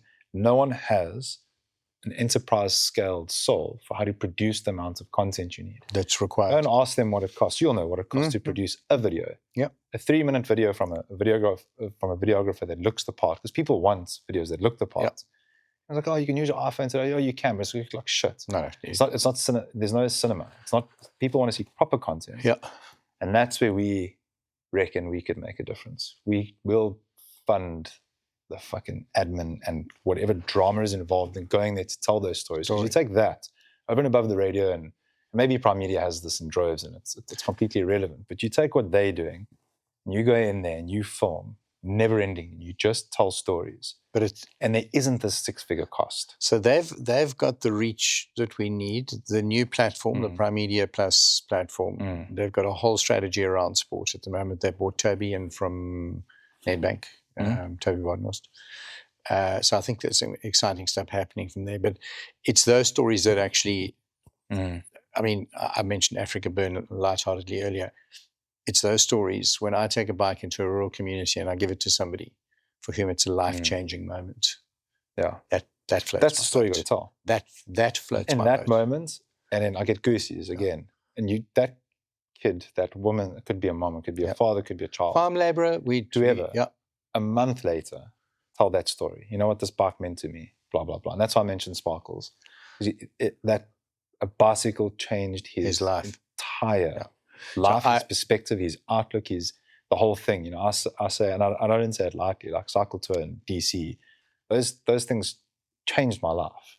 I would not be where I am. I wouldn't have this beautiful 1-year-old child. It's like people underestimate the reach and the impact of the deeds that they do. Then it's not just this event with people that love lycra that they go and do. It has the ability to change your life. But that's why I like standing at the end of the cycle tour and looking at the faces on or the looks on the faces of people who have entered their first cycle tour and for whom this is a life-changing experience. That life-changing experience you've had, you will see that hundreds and hundreds of times at the end of the cycle tour, and that's my sense of achievement. When I know that I've created, this team has created an opportunity for somebody to go out and do what they've done. It's huge. That's an Ironman finish for that person, or an epic finish. They're just it's a big deal. No, it's no small feat. It's huge. And I see it in the work that we do at that dreadful thing in the middle of the desert that I go to once a year. When I go into a rural community and I give a kid or a farm laborer from a rural community for whom the chance of ever getting a brand new bicycle, and they're all brand new, we give them a brand new bicycle with a helmet and spares, and there's a whole pipeline that's put in place. That's an opportunity they never would have got. They would never have that opportunity. They now no longer have to wait for a farmer on a Friday to go 20 Ks to get to the shop where they would do their shopping on a Friday afternoon. They get on their bike and they can ride that in 40 minutes. Yeah. So it's imagine you told that guy's story, and imagine that guy sits on his phone one day when Elon gets Starlink working here and our government get their A into G, and he sits with his kid and can watch a South African doing a race in the southern suburbs. Like, wow, check at that. And that can be the flicker of hope in this kid to go and do more. Like, there's Have you so ever much interviewed there. Songezo Jim? No. Songezo was We're only a couple months okay, old. This hasn't been going all that long. Songezo rode on the European circuit. Whatever's popping into your mind. Yeah, so he's hell of a nice guy. Lives, I think he's in Joburg now. Rode on the pro circuits. His life started watching the cycle tour from Masiphumelele. Going, one day I'd like to ride a bicycle. Yeah. He's now got the Songezo Gym Academy in Masi. It's a far smaller version of what Sipho has got going at Velokaya. But it's still there. It's still happening. It's getting kids on bikes. And his story is he was living with his aunt. He'd been sent to live with his aunt in Masi, and he watched this bicycle race come past him and went, one day I want to ride that. Yeah. And there he was. So I was saying to Sipho, imagine a crit race in the heart of... They used to have them. Yeah. Sipho used to, Glenn Brumberg, who... And that's why I'm like, how do we do it again? Just tell me what I need to do. Tell me how much money we need to raise. Like, we in. Like, if it's admin and someone that's just willing to chip away at it, we'll do it. My biggest regret, if anything, with PPA over the years is that we didn't invest in something that I believe would have sustained cycling in South Africa. That's where Mark Cavendish started his journey, and that's BMX. The thing about BMX is it's cool, it's funky. At the time, you could aspire to go to the Olympic Games. We had our first young, what was his name? Young black kid that went to the Olympic Games for South Africa. Yeah, I remember. From Joburg. Most importantly, it's in a confined space. So it's in an area that you don't have to worry about the kids being out on a road and getting hit by cars, or in a forest falling off. You're on a track, you're racing in circuits, you can use the same bikes over and over again for a variety of different kids. But what it does is it develops a skill set. And if my memory serves me correctly, that's kind of where Mark Cavendish started, was on BMX, or one of the sprinters, maybe it was one of the Aussies. And we needed, because it's a sport that a school can adopt, because they don't have to worry about the dangers of being on the road. And we never quite got it together. Skateboarding and BMX 20 years ago was massive in this country. I used to skate go parks. I was a major Boogaloo subscriber. I'm BMX and skated. I'm going to have to wrap. I've got the office phoning me for a 3 o'clock meeting. That's pretty much us. If you need to take it to do you mind if I just grab it quickly? Go for it.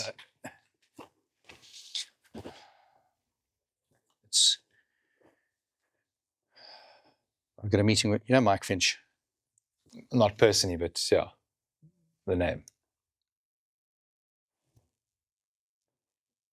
I've got a meeting with Mike Finch, and should actually just get the come to DC. You get to interview everybody. 100%. Active Hobo podcast at the DC with pleasure. Okay, but if there's ever, sorry, if you could calling back. No, go for it. Breeze. Sorry, I'm running late. Do you want to start with Mike? I'll get there. I'm heading now. Okay. See you now. Ciao. We'll chat later. Yeah. You get going. Sorry. Thank you for coming. This has been an absolute pleasure. Absolute privilege. Thank you. The problem where if you get me started on talking about cycling, it's kind of I'm a bit like Clark. We need a David Belair's show that you run and anchor from here with a myriad of people that you have people I've met over there. So for me, probably, I mean, if you talk about the cycle tour and cycling, I'm often asked who the most exciting people I've had at the cycle tour. It's not cyclists. Having a guy like Richard Branson ride the cycle tour. Having a guy like Matt Damon ride the cycle tour. I didn't mention that. I had no idea. Gabriella Sabatini. When people like that ride the cycle tour, you're now suddenly talking to a whole new audience. And what do they say?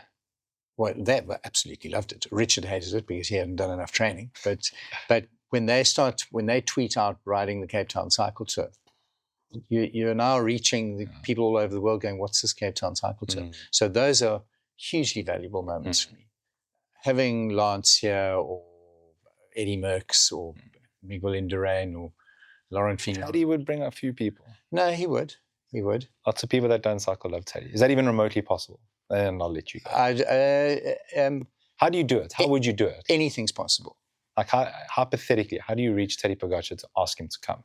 You speak to Mario and see if Mario can persuade him to come, his manager. But so it's giving him a reason. So what's the reason?